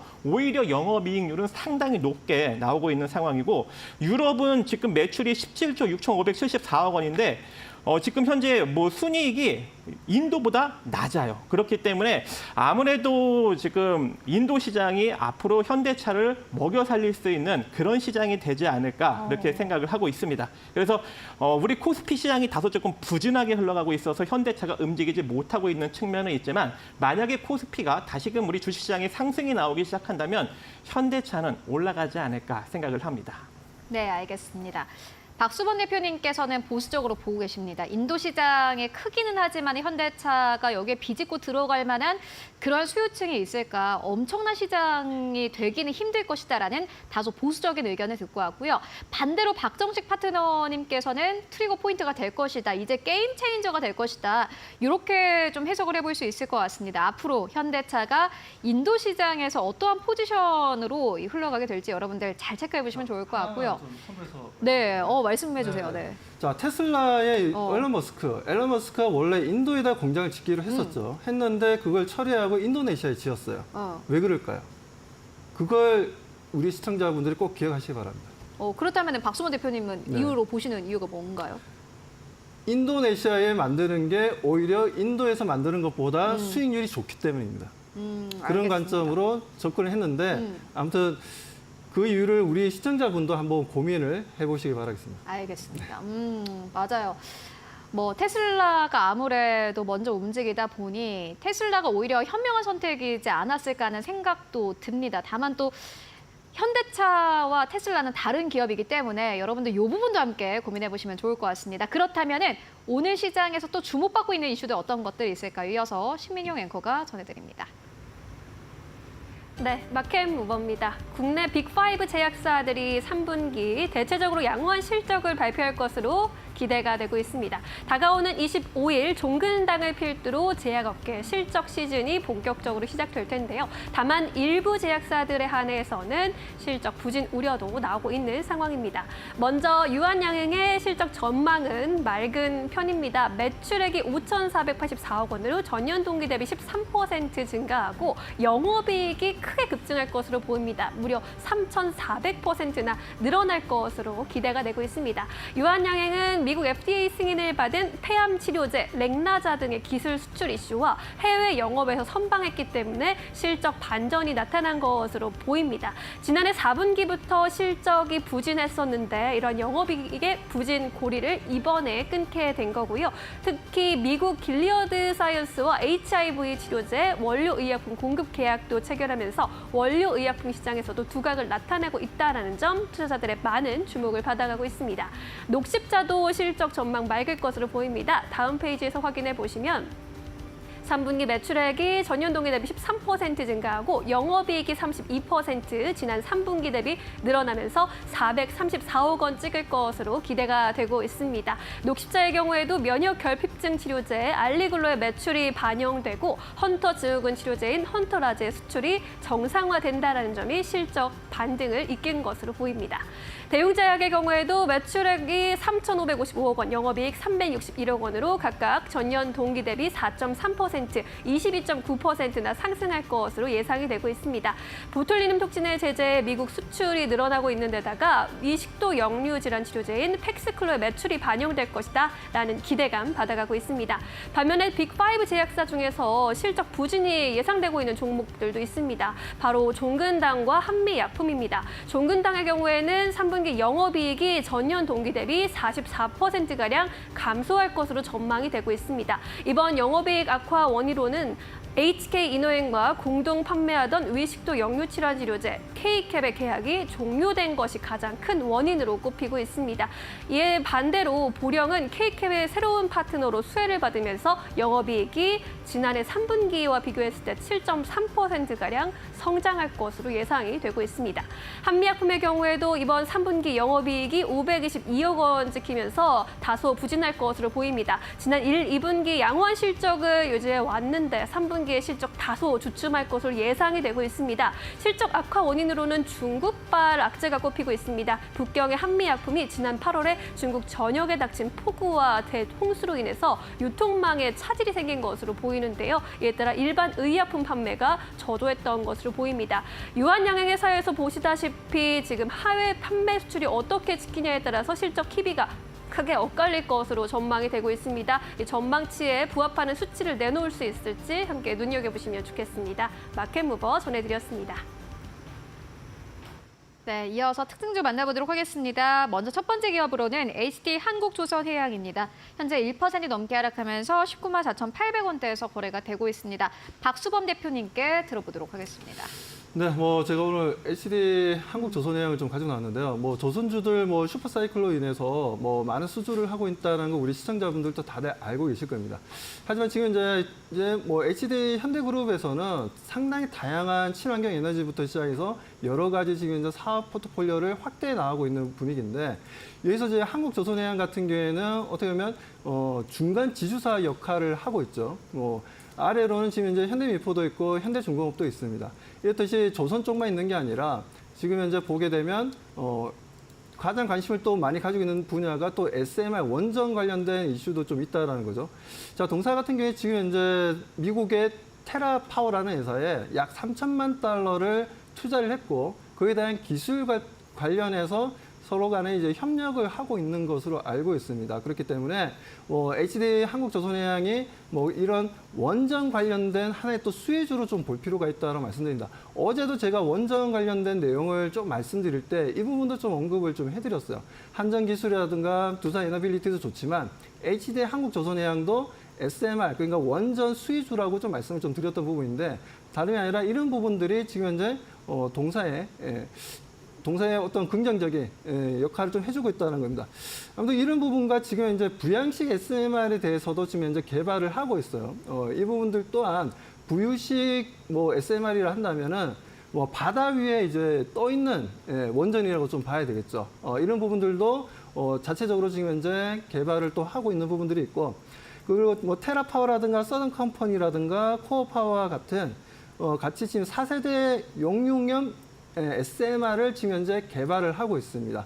용융염 SMR이라면 우리가 일반적으로 원전 같은 게 바닷가에 많이들 짓지 않습니까? 그 이유가 냉각을 시키기 위해서 하는 부분들인데, 이 냉각이 물이 아닌 지금 현재 시장에서는 뭐 헬륨이라든가 아니면 소듐이라든가 납이라든가 이런 부분들을 통해서 냉각을 시키는 시장을 만들어내고 있다는 거죠. 아무튼 그런 부분들로 인해서 이런 부분들이 개발이 된다면 상당한 이제 주가에 상당 베네핏이 될 것으로 저는 기대하고 있기 때문에 HD 한국조선해양에 대해서는 계속해서 우리가 관심 가지고 대응해보자라고 말씀드립니다. 이번 주 이미 한 번 가지고 오셨었는데 맞죠? 네, HD 한국조선해양 만나보고 왔습니다. 이어서 두 번째 기업 만나보도록 하겠습니다. 휴니드입니다. 박정식 파트너님께서 가지고 오셨는데 휴니드 5% 넘게 상승 탄력 받아가고 있습니다. 어떻게 보고 계십니까? 요즘은 좀 시장이 하락할 때 이 방산 테마가 좀 잘 가는 것 같아요. 저희가 했었잖아요. 예, 그죠? 그래서 제가 방산 특히 이제 최근에는 이제 그 대형주 말고 이제 중소형주 방산 테마로 좀 순환이 들어온다라고 이제 언급을 드려서 그동안 뭐 제이시언 시스템, RHACIC, 코츠 테크놀로지, 한일단조 이런 많은 종목들을 언급드렸는데 오늘 다 잘 가요, 그죠? 근데 그래서 오늘도 그 이제 또 순환 수급이 들어올 수 있는 방산 테마 휴니드 소개해드리도록 하겠습니다. 휴니드 같은 경우도 일단 방위 산업에서 전술용 무전기 그리고 뭐 특수 장비, 지휘 통제 체계 그리고 이제 대용량 무선 전송 장치 뭐 이런 것들을 이제 만들고 있는 그런 회사죠. 그래서 주요 이제 거래처가 이제 뭐 방위산업청도 있지만 이제 한화 시스템 그리고 보잉 이런 회사들이 있는데 최근에 또 국내 최초로 이 무인기와 로봇 이동체 플랫폼에 탑재가 가능한 통신 모듈을 만들었는데 그게 마넷과 그리고 파넷입니다. 그래서 최근 이제 요것을 이제 개발을 하면서 카메룬 국방부와 이 마넷 솔루션 적용 방안에 대한 협의를 진행한 어떤 그런 긍정적인 소식도 들려왔고 또 최근 이 방위 산업 쪽이 이제 실적이 좀 긍정적으로 나오면서 전년도까지 이제 매출과 영업이익을 최대치로 찍었어요. 그래서 휴니드가 한번 부각을 받을 수 있는 가능성도 존재할 것 같아서 소개해 드릴까 하는데요. 일단 뭐 오늘도 한 5% 정도 상승력이 나타나고 있기 때문에 충분히 추가적인 상승력이 나타날 수 있는 여력이 있을 것으로 판단이 되고 있습니다. 그래서 8,300원 이하로 한번 단기적으로 접근을 해보시고 이대로 뭐 시세가 더 이어진다면 한 9,500원 정도 자리까지 한번 노려보시면 좋을 걸로 판단이 됩니다. 네, 휴니드 만나보고 왔습니다. 세 번째 기업 바로 만나볼게요. 대한항공입니다. 약보합에서 거래가 되고 있는데 이 기업 벌써 마켓무버에서 세 번째로 전해드립니다. 가장 첫 번째로는 박정식 파트너님께서 가지고 오셨고 두 번째로는 박근호 이사님께서 가지고 오셨고 세 번째로는 박수범 이사님께서 가지고 오셨네요. 아, 그렇습니다. 자, 네, 아무튼 제일 마지막이에요. 네. 자, 지금 이제 뭐 대한항공 같은 경우에는 지금 이제 시장에서 관심도가 상당히 좀 높습니다. 외국인과 기관들의 매수세가 상당히 좀 강하고요. 외국인들 같은 경우는 7일 연속으로 순매수 오늘까지 해서 7일 연속이고 그리고 기관 쪽에서 4일 연속 순매수할 정도로 동사에 대해서 상당히 좀 긍정적으로 바라보고 있습니다. 자, 이런 부분들은 지금 현재 어떻게 보면 이제 S&P 슈퍼컴포지트라는 이제 항공 지수가 있는데 여기서 지금 지수 계속해서 좀 올라가고 있는 분위기입니다. 이러다 보니까 미국이나 유나이티드 항공이라든가 여러 항공사들이 지금 현재 주가가 계속 올라가고 있어요. 뭐 그 정도로 지금 좋은 분위기를 연출해주고 있고 오히려 지금 현재 그리고 또 보게 되면 최근 들어서 뭐 야놀자 플랫폼에서도 지금 이제 해외 쪽 아웃바운드 쪽으로 통해서 지금 현재 작년 동기 대비해서 448%나 최근에 좀 증가되었다는 얘기가 좀 나왔습니다. 이런 부분들도 우리가 좀 참고해 볼 만하고 그리고 인천공항 같은 경우에도 3분기 국제선 역외 개항 이후에 최다의 실적을 보여주면서 아웃바운드 시장이 지금 1,815만 명 정도가 인천공항을 이용했다는 얘기가 좀 나와주고 있어요. 그 정도 이번 3분기에 너무나 좋았기 때문에 대한항공의 3분기 실적에 대한 기대감도 좀 높아지고 있다고 말씀드리고 싶고 그리고 저가 항공사보다는 요즘에는 프리미엄 항공사들에 대한 선호도가 좀 높아지고 있다는 겁니다. 그만큼 지금 현재 프리미엄 항공사를 통해서 좀 안전하게 해외여행을 하고자 하는 니즈가 많이 좀 발생하고 있다는 부분들이죠. 그런 부분들에 있어서 저는 저가 항공사들보다는 프리미엄 항공사, 그중에서 대한항공이 앞으로 주가 상승에 있어서 상당히 좀 긍정적인 움직임을 보여주고 지금 현재도 좋은 흐름들을 가져가고 있지만 추가적인 상승 흐름들 좀 기대해보자는 말씀드리면서 현재가가 23,550원입니다. 일단 단기적으로 저는 25,000원 이상을 좀 목표가를 가지고 대응해보시는 게 좋겠다라고 말씀드리고 싶습니다. 네, 여러 또 전문가분들이 보고 계신 기업이니까 여러분들 함께 함께 관심 가져보시면 좋을 것 같고요. 마지막 기업 만나보도록 하겠습니다. 코코미입니다. 오늘 4% 넘게 상승 탄력 가지고 가고 있는데 박정식 파트너님께서 가지고 오셨습니다. 어떻게 보고 계십니까?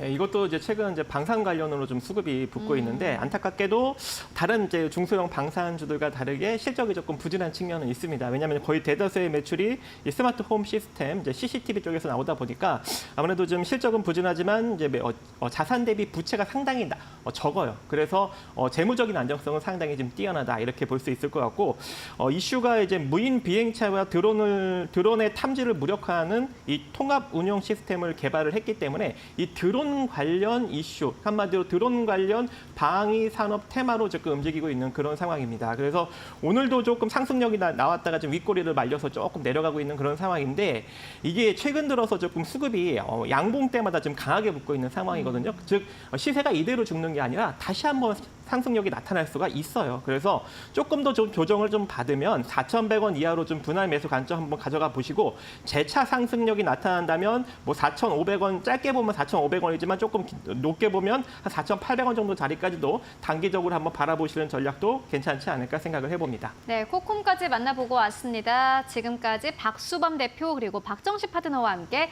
이야기 나눠봤습니다. 말씀 고맙습니다.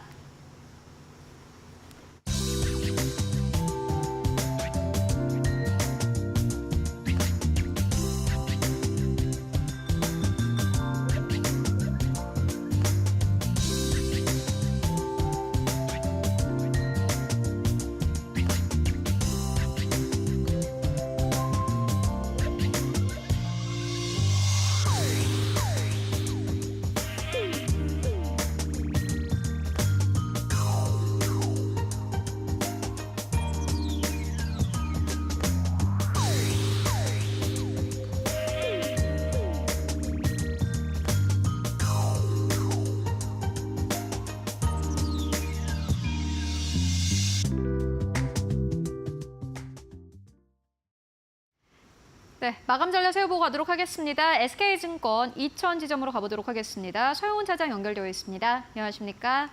네, 안녕하세요. 네, 오늘 시장 분위기 안 좋습니다. 종목보다는 전체적인 전략에 좀 집중을 해봐야 될 것 같은데 오늘 시장 마감 상황 어떻게 보고 계십니까? 네, 현재 시장에서의 움직임들을 보면 한국 증시의 하락세가 상당히 좀 크게 계속해서 나타나고 있는 상황이라고 좀 볼 수 있겠습니다.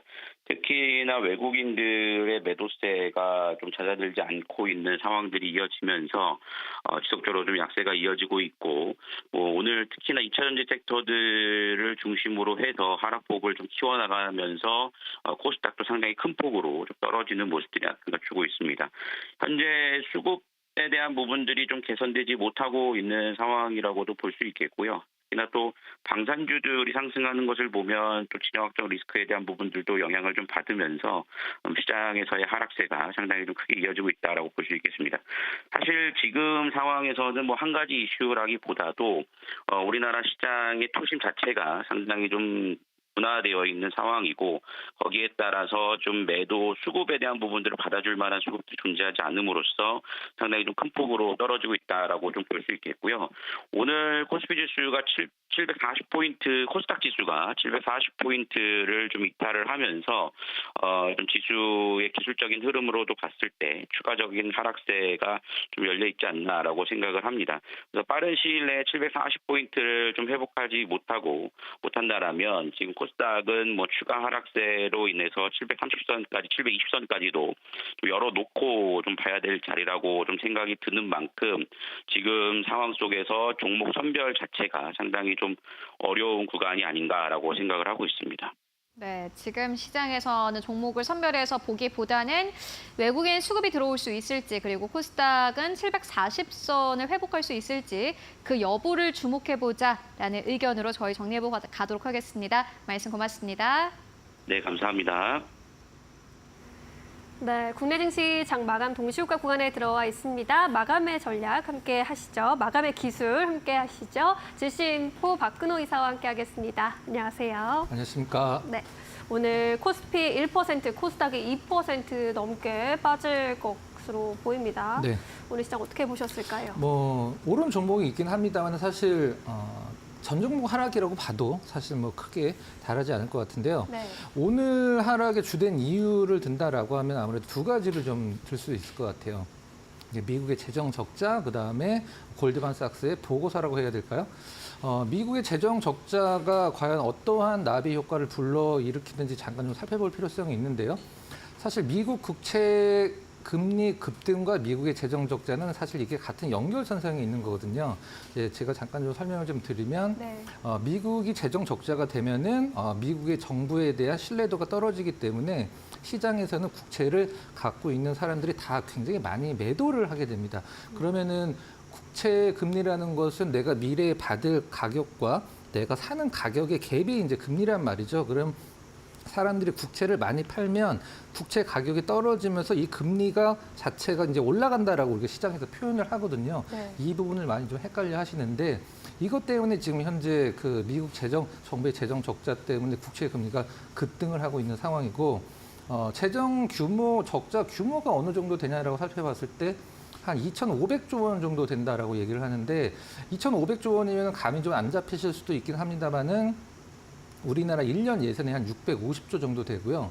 중국 정부의 1년 예산이 5,200조 원이거든요. 그러니까 중국 정부 예산의 반을 지금 재정 적자를 보고 있는 상황인데 네. 그럼 이렇다라고 하면 여기서 또 하나 이제 시장에서 가장 우려하는 부분이 무엇이냐면 미국의 정부가 재정 적자를 보고 있다라는 것은 미국 정부 쪽으로 들어온 돈보다 시장에 민간 쪽에 풀린 돈이 많다라는 뜻이거든요. 그럼 이게 바로 인플레이션으로 연결이 돼서 금리 인하에 대한 어떤 그 기대감이 굉장히 조금 사그러들 수 있다라는 점. 오히려 지금 연준 쪽 어떤 의원 같은 경우는 오히려 금리를 인상할 수도 있다라는 발언을 해서 연방은행 총재였었죠.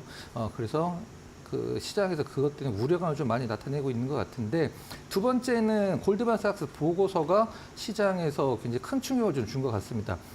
어떤 의미로 받아들여질지 모르겠습니다만 이런 식으로 좀 얘기가 나왔어요. 미국 시장이 앞으로 주식 시장에서 수익률은 3%가 넘기 힘들 것이다. 한마디로 미국 10년물 국채의 수익률보다도 못 미칠 것이다라는 보고서를 굉장히 강하게 내놨는데 왜 그런 보고서를 나왔나 그 안을 좀 약간 살펴본다라고 하면은 가장 쉽게 좀 설명을 드리면 미국 시장은 시장이 생긴 이후로 연평균 11% 정도의 수익률을 주고 있는데 최근에 10년 동안은 13% 오버되는 수익률을 줬고 올해는 오히려 23%나 되는 수익률을 줬다. 이거를 갖고 이제 어떤 분석을 내놨는데요. 여기서 이제 이런 얘기가 나옵니다. 자, 시장이 좋았어. 올해 23%나 올랐어. 그런데 엔비디아 빼고 무엇이 있지? 라는 식으로 이제 골드만삭스가 평가를 했거든요. 마지막에 덧붙이는 말이 이런 말이 있었습니다. 앞으로 향후 10년 뒤에는 미국 주식시장의 수익률이 오히려 마이너스가 될 것이다. 오르긴 오를 거지만 인플레이션보다도 더 오를 것이다. 그러니까 실질적으로는 마이너스가 되는 거죠. 그래서 앞으로 이 시장에 대한 우려감을 굉장히 크게 키우는 보고서가 나와서 시장이 그 두 개 때문에 굉장히 좀 반응을 하지 않았나라는 생각을 좀 하고 있고 우리나라 시장도 그것에 대한 영향을 굉장히 좀 많이 받은 것 같습니다. 네, 말씀해 주신 것처럼 간밤에 미국 국채금리가 큰 폭으로 상승했습니다. 미국 10년 만기 국채금리가 전거래일 대비 11베이시스 포인트 올랐고요. 7월 26일 이후 가장 높은 수준이었습니다. 지수 상승의 연속성을 가져가기에는 좀 부담스러운 재료였다라고 말씀을 해주셨고 여기에 대해서 골드만삭스 리포트까지 우리 증시에도 부담을 준 것 같습니다. 코스피 지수 여전히 1%대 약세로 마감을 준비하고 있습니다. 전일 대비 1.34% 내리면서 2,571포인트에서 마감할 것으로 보입니다. 코스닥 역시 2.8% 거의 3% 넘게 밀려나고 있습니다. 장중 저점을 계속해서 내려가고 있는 모습이네요. 738선까지 현재 내려와 있고요. 코스피 200 역시 1%대 약세로 마감을 준비하고 있습니다. 외국인과 기관의 동반 매도 물량이 출회되고 있다는 점이 오늘 시장에서 가장 뼈아픈 부분입니다. 코스피 시장에서 3천억 원 외국인들의 매수 우익 매도 우위 확인되고 있고요. 기관 역시 3천억 원 이상을 팔아치우고 있습니다. 개인만이 나홀로 6천억 원 이상을 담고 있는 모습입니다. 코스닥 시장 역시 수급 동향이 비슷합니다. 외국인과 기관 동반 1천억 원 이상 팔아치우고 있고요. 개인만이 나홀로 3천억 원 이상 물량을 들여오고 있습니다. 시가총액 상위 종목 보시면 삼성전자가 57,800원 선에서 마감 준비하면서 58,000원 선 깨진 모습 확인하실 수 있습니다. 우리 시장 마감합니다.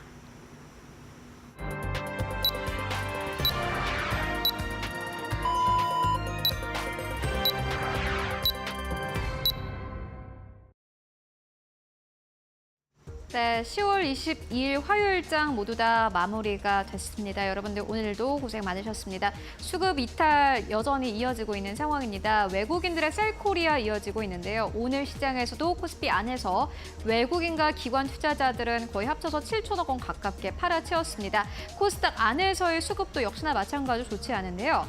특히나 한국 시장의 대표적인 기업들, IT 투톱 기업들 오늘 시장에서는 매도하는 흐름 보여주기도 했습니다. 삼성전자가 연이어서 다시 한번 52주 신저가를 경신했습니다. 오늘 장중한 때는 57,700원대까지 내려가기도 했는데요. 일단은 수급이 좋지 않은 상황 속에서 종목들이 선별적으로 움직이고 있습니다. 오늘 시장에서는 어떠한 기업들과 업종들이 움직였을까요? 마켓 스핀을 통해서 알아보고 가도록 하겠습니다. 네, 오늘 단기 테마 쪽으로 봤을 때는 원전 쪽 좋았고 그리고 큐텐 관련 업종 자체가 좋았습니다. 플랫폼 쪽. 그리고 장기 테마 쪽으로 보시면은 드론 관련 업종 그리고 엔터 업종도 역시나 마찬가지로 좋았습니다. 실적 테마로 가보도록 하겠습니다. 방산 업종 7%, 에너지 업종 2.7% 넘게 상승 탄력 받았는데 보시다시피 1, 2업종 자체는 좋지만은 3위 업종으로 가면은 바로 상승폭이 급격하게 줄어드는 것을 보실 수 있습니다. 그러니까 테마 업종 잘 갔고요. 특별한 업종 자체는 잘 가긴 했지만은 그 이외에는 전혀 잘 간 업종이 없다라고 보시면 될 것 같습니다. 그리고 오늘 상한가 간 기업들도 꽤 많이 눈에 띕니다. 동서 상한가, 모비데이즈 상한가, 메디콕스 상한가, GRT 상한가, 그리고 한일단조 상한가 안착을 했습니다. YG 플러스가 다시 한번 상한가에 안착을 했고요. 그리고 오늘 원전 관련 기업 같은 경우에는 G2파워가 두 자릿수 이상의 급등세, 방산 같은 경우에는 스펙코가 25% 넘게 상승 탄력을 받았습니다. 전반적으로 좀 부진했습니다. 뭐 업종이라든지 종목 자체가 크게 좀 기댈 곳이 없었던 시장이 아니었나 하는 생각이 드는데요. 그렇다면은 오늘 지수 단은 어느 정도에서 마감했을까요? 지수 마감 상황 함께 만나보시죠. 네, 오늘 코스피가 1% 넘게 내렸는데 다시 한번 2,600선을 이탈하면서 거래 마감했습니다. 2,570선까지 내려왔는데요. 코스피는 2,500선에서 2,700선이라는 박스권 안에 현재 놓여져 있는 상황인데 이제 2,600선도 약간 버거워지는 그런 분위기 나오고 있습니다. 삼성전자가 연을 내리다 보니 코스피 지수도 역시나 마찬가지로 힘을 못 내고 있는 상황이고 한국의 대표 업종인 반도체 업종 자체가 크게 올라가지 못하고 있다 보니 역시나 마찬가지로 그 이외의 업종들도 함께 좀 힘을 못 내는 그러한 분위기 나오고 있습니다. 전체 주식 시장에 대한 투자 의견 자체가 긍정적으로 나오는 이런 상황은 아니고요. 코스닥은 더 심합니다. 3% 가깝게 지수가 빠졌네요. 오늘 하루 만에 21포인트 이상 빠졌고 738포인트에서 거래 마감했습니다. 양 지수가 1에서 뭐 거의 가깝게 3% 가깝게 하락하면서 거래 마감했습니다. 시가총액 1위권부터 5위권까지 대형주들 좀 마감 상황 정리해 보도록 하겠습니다. 삼성전자가 신저가 부근에서 거래 마감했습니다. 57,700원이 3시 20분에 기준으로 했을 때 52주 신저가였는데 오늘 다시 한번 신저가 부근에서 거래 마감했고요. 2% 넘게 내렸습니다. SK하이닉스는 지수 내린 정도로 내린 것 같고 LG엔솔 2%, 삼성바이오로직스 3% 가깝게 현대차가 그나마 좀 지수 단이랑 거의 비슷한 상황 속에서 거래 마감했습니다. 6위권부터 10위권까지를 함께 만나보시죠. 6위권부터 10위권까지 금융주가 그나마 괜찮았습니다. KB금융, 신한지주 모두 다 전체 지수를 좀 이기는 종목들이었고요. 셀트리온 2% 넘게 조정, 기아도 2% 넘게 조정입니다. 오늘 좀 눈에 띄는 기업은 기아인데요. 사실 뭐 삼성바이오로직스, 셀트리온 같은 경우에는 2에서 3% 가깝게 하락세 나타내긴 했습니다만은 최근에 주가 자체가 흐름이 좋았습니다. 그렇기 때문에 오늘 시장의 하락이 어느 정도 시장이 안 좋았다 보니 조정이었구나라고 좀 안도를 해볼 수 있는 부분이 있겠지만은 기아의 경우에는 주가 자체가 굉장히 부진했음에도 불구하고 오늘 다시 한번 주가 하락 폭이 커졌다라는 게 문제인데요. 2.6% 넘게 내렸습니다. 92,500원대에서 종가 형성했습니다. 코스닥으로 가보시죠. 코스닥 1위권부터 5위권 만나보도록 하겠습니다. 코스닥 1위권부터 5위권도 비슷한데 알테오젠이 무려 3% 넘게 내렸고요. 에코프로 계열들은 5% 가깝게 하락세 나왔습니다. 코스닥 쪽의 상위권 기업들 같은 경우에는 최근에 변동성이 커지고 있다 보니 아마 개인 투자자분들이 좀 대응하기 어렵지 않을까 하는 생각이 드는데요. 특히나 오늘 시장의 하락폭은 꽤나 깊었습니다. HLB도 2% 넘게 조정받으면서 거래 마감했고요. 그나마 시장 대비해서는 리가켄바이오가 안정적인 흐름으로 오늘 거래 마감했습니다. 6위권부터 10위권까지 흐름을 함께 만나보시죠. 네, 6위권부터 10위권도 비슷합니다. 클래시스는 무려 9% 넘게 내렸고요.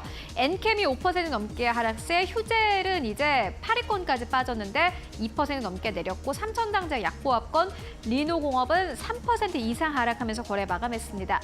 코스닥의 1위권부터 10위권의 기업들은 사실 하반기 그리고 중기부터 계속해서 올라온 기업들이기 때문에 급격하게 올라온 만큼 오늘 시장에서 또 조정폭도 꽤나 크게 거래를 마감을 했습니다. 지금까지 마감 상황 함께 살펴보고 왔습니다. 네, 오늘 양시장 약세로 마감하게 됐습니다. 업종별로도 하락한 업종이 훨씬 우세했습니다. 미디어 업종, 엔터, 그리고 철강, 제약바이오, 소프트웨어, 반도체 쪽으로의 낙폭이 컸다는 점 확인해 보셔야 할 것 같습니다. 자, 그럼 내일장 전략 계속해서 세워보도록 하겠습니다. 이번 주에도 어떤 이벤트들 남아있나요? 내일은 아니고요. 내일 모레 이제 굉장히 중요한 미국 쪽에서 이제 발표가 있는데요. 파월이 이번에 이제 우리가 보통 얘기하는 빅컷 0.5% 금리 인하를 단행을 할 때 가장 참고를 했던 것이 있는데요. 단순 지표가 아니라 1년에 한 8번 정도 발표를 하죠. 베이지북이라고 해서 네. 미국의 12개 연방은행과 이제 여러 가지 이제 경제 관련 종사자들이 이제 경기 전반적으로 의견을 좀 내고 지표들도 많이 나오게 되는데 파월이 0.5% 빅컷을 인하를 할 때 이 베이지북을 보고 0.5% 금리 인하를 확정을 지었다라는 얘기는 사실 월가에서 많이 좀 전해진 얘기인데 내일 모레 이제 이 베이지북에 어떤 내용이 다르냐에 어떤 내용이 들어있냐에 따라서 시장의 분위기가 좀 약간은 좀 달라질 수 있을 것 같습니다.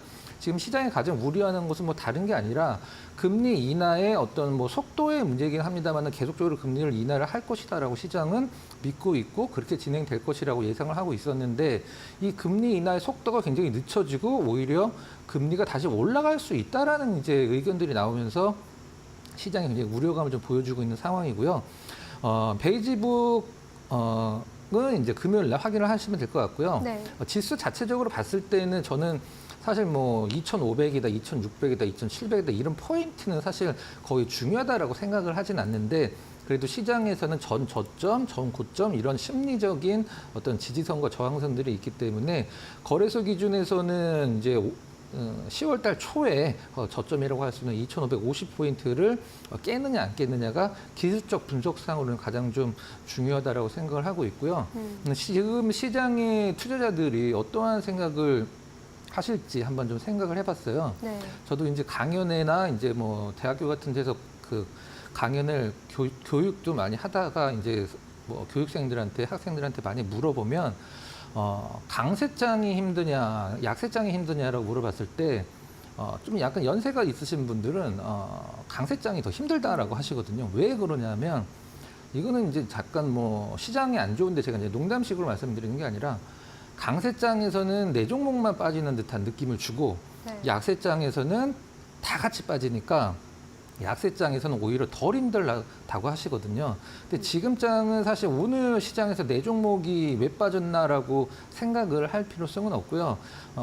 좀 정리를 한다라고 하면 얘기가 좀 샜는데 시장의 분위기 물론 뭐 베이지북에 어떤 내용이 나오냐에 따라서 우리나라에서 지금 뭐 런을 하고 있는 외국인들 수급이 V자 반등으로 들어오지는 않긴 하겠습니다만은 어떤 금리 결정과 이런 것들이 결정될 때 가장 파월에 신경을 썼던 게 베이지북이니까 금요일 날 어떤 식으로 나오는지 한번 관심 있게 좀 지켜볼 필요성이 있다라고 생각을 하고 있습니다. 네, 베이지북에서도 어떤 내용이 나올지도 눈여겨보시면 좋을 것 같습니다. 시초가 공략주로 넘어가 볼까요? 이제 내일장에서 시초가 공략주 준비해 오셨을 텐데 어떤 종목일까요?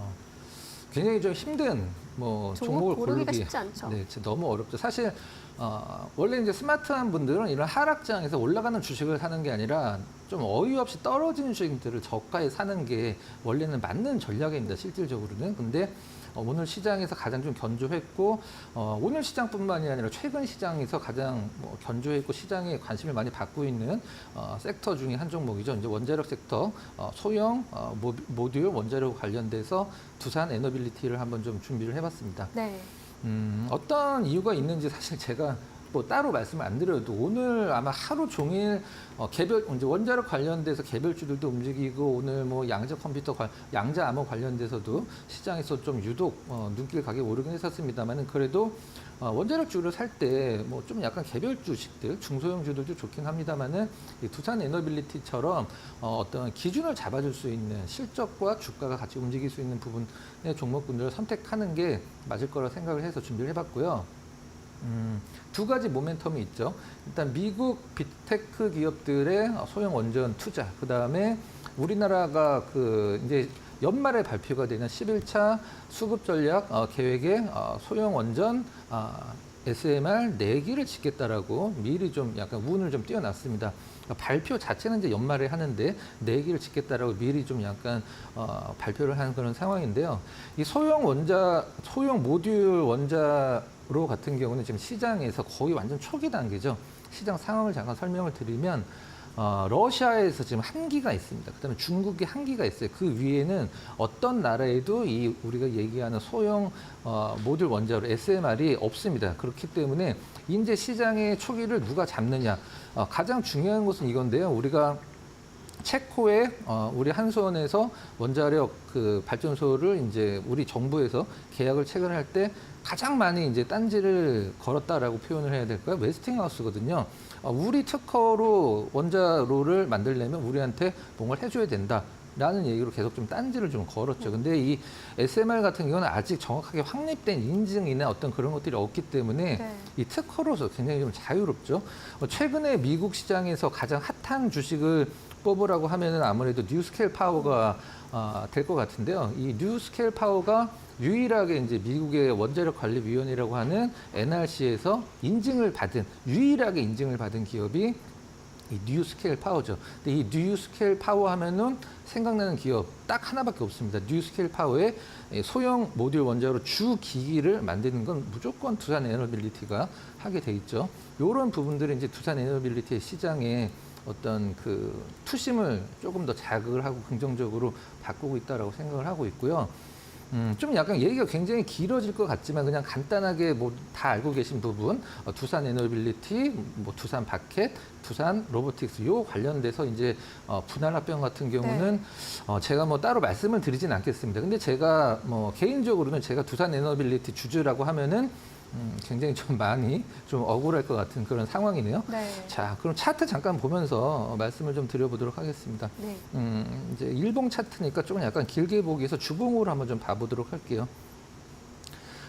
작년 말에 이제 저점을 굉장히 좀 강하게 잡은 후에 계속적으로 저점을 높여오는 흐름이 좀 발생되고 있고 최근에 이제 이건 주봉이기 때문에 거래량이 금요일 마감이 됐을 때 결정이 되겠죠. 지지난주서부터 지금 이번 주에도 거래량이 늘어난다라고 하면 3주 연속 이제 거래량이 늘어나는 것이거든요. 거래량이 늘어난다라는 것은 그만큼 시장에 관심도가 높다. 그리고 실적이나 뭐 여러 가지 부분 따져봤을 때 저는 이제 뭐 원자력 관련주 중에 어떤 것을 갖고 가겠냐. 만약에 대형 원전이다. 그러면은 뭐 한전 쪽이 가장 좋겠죠. 근데 이 SMR 쪽에 국한돼서 본다라고 하면은 두산 에너빌리티가 가장 좀 무난하고 좀 차분한 흐름이 나올 걸로 예상돼서 두산 에너빌리티를 오늘 한번 골라봤습니다. 네, 두산 에너빌리티. 그렇다면 가격 전략은 어떤 수준으로 가져가는 게 좋을까요? 가격 전략은 목표가는 한 25,000원 정도, 25,000원 한번 대 보면은 위쪽에 그러니까 한 올해 7월 달쯤에 고점이라고 생각하시면 될 것 같고요. 로스컵 가격은 손절 가격은 좀 약간 디테일하게 한번 좀 드려보도록 하겠습니다. 17,500원 정도 드려보도록 하겠습니다. 네, 25,000원 목표가로 제시해 주셨습니다. 두산 에너빌리티 살펴봤고요. 오늘 관련해서도 원전 관련주들도 급등한 종목들이 또 있더라고요. 또 네. 소전, 기전, 일진파워 이런 종목들도 10%대 급등하기도 했는데 이런 종목들 혹시 함께 보시나요? 보긴 보는데요. 네. 일단 저희 일단 이게 시초가 공략주기 때문에 장중에 어떤 자리를 잘 잡아서 실시간으로 안내를 해드린다라고 하면 이런 종목들도 가능하겠지만 또 시초가 공략주기 때문에 아까도 조금 설명드렸습니다만 가장 조금 무난하고 차분한 흐름을 보여줄 수 있는 종목을 선택을 했기 때문에 네. 두산 에너빌리티를 오늘 말씀을 드렸습니다. 네, 기호에 따라서 또 잘 그렇죠. 종목 선별을 해보셔야 할 것 같습니다. 원전 관련주 이야기 나눠봤습니다. 오늘 말씀 여기까지 듣겠습니다. 고맙습니다.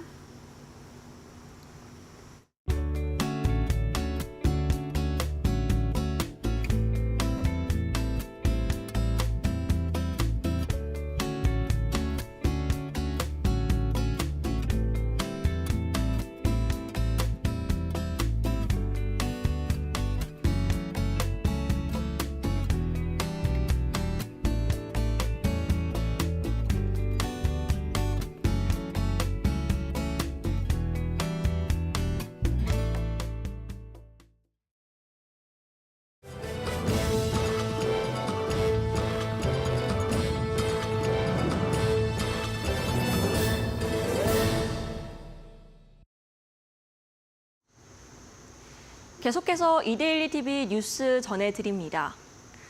영풍 MBK 파트너스 연합과 고려아연 간 경영권 분쟁이 날로 치열해지고 있습니다. 최근 법원이 경영권 수성에 나선 고려아연의 자사주 공개 매수 절차가 법적으로 문제가 없다고 판단한 가운데 고려아연 최윤범 회장 측이 오늘 영풍정밀 공개 매수에도 성공했죠. 고려아연의 입장을 들을 수 있는 자리가 마련됐습니다.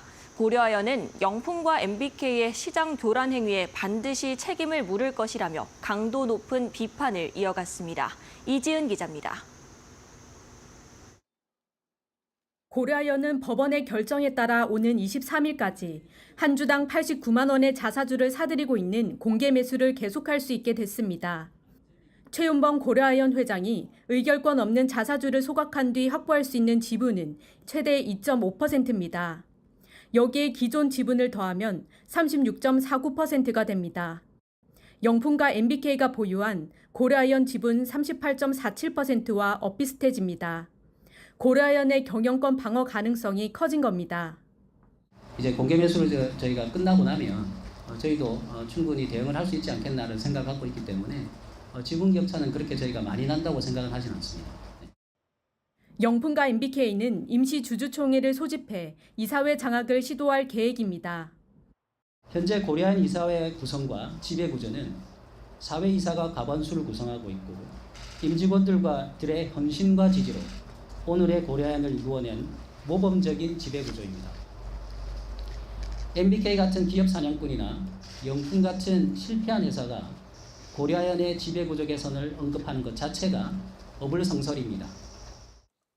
또 영풍과 MBK가 고려아연 지분 5.34% 획득한 과정이 소송 절차를 악용하고 시장 교란 행위를 반복한 결과라며 책임을 묻겠다고도 밝혔습니다.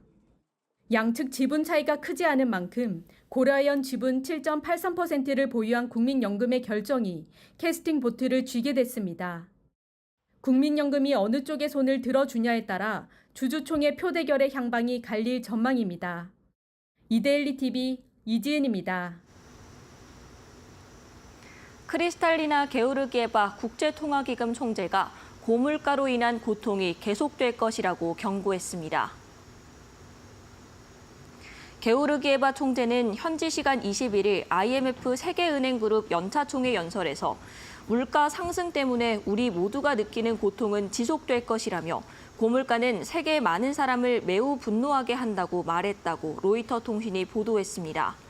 게오르기에바 총재는 저성장과 많은 부채의 조합이라는 가혹한 상황에서 고물가까지 겪고 있다고 덧붙였습니다.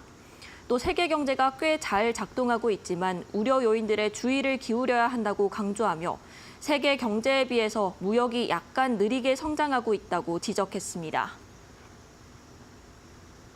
한화자산운용이 오늘 미국 성장주에 중점을 둔 상장지수 펀드를 상장했습니다.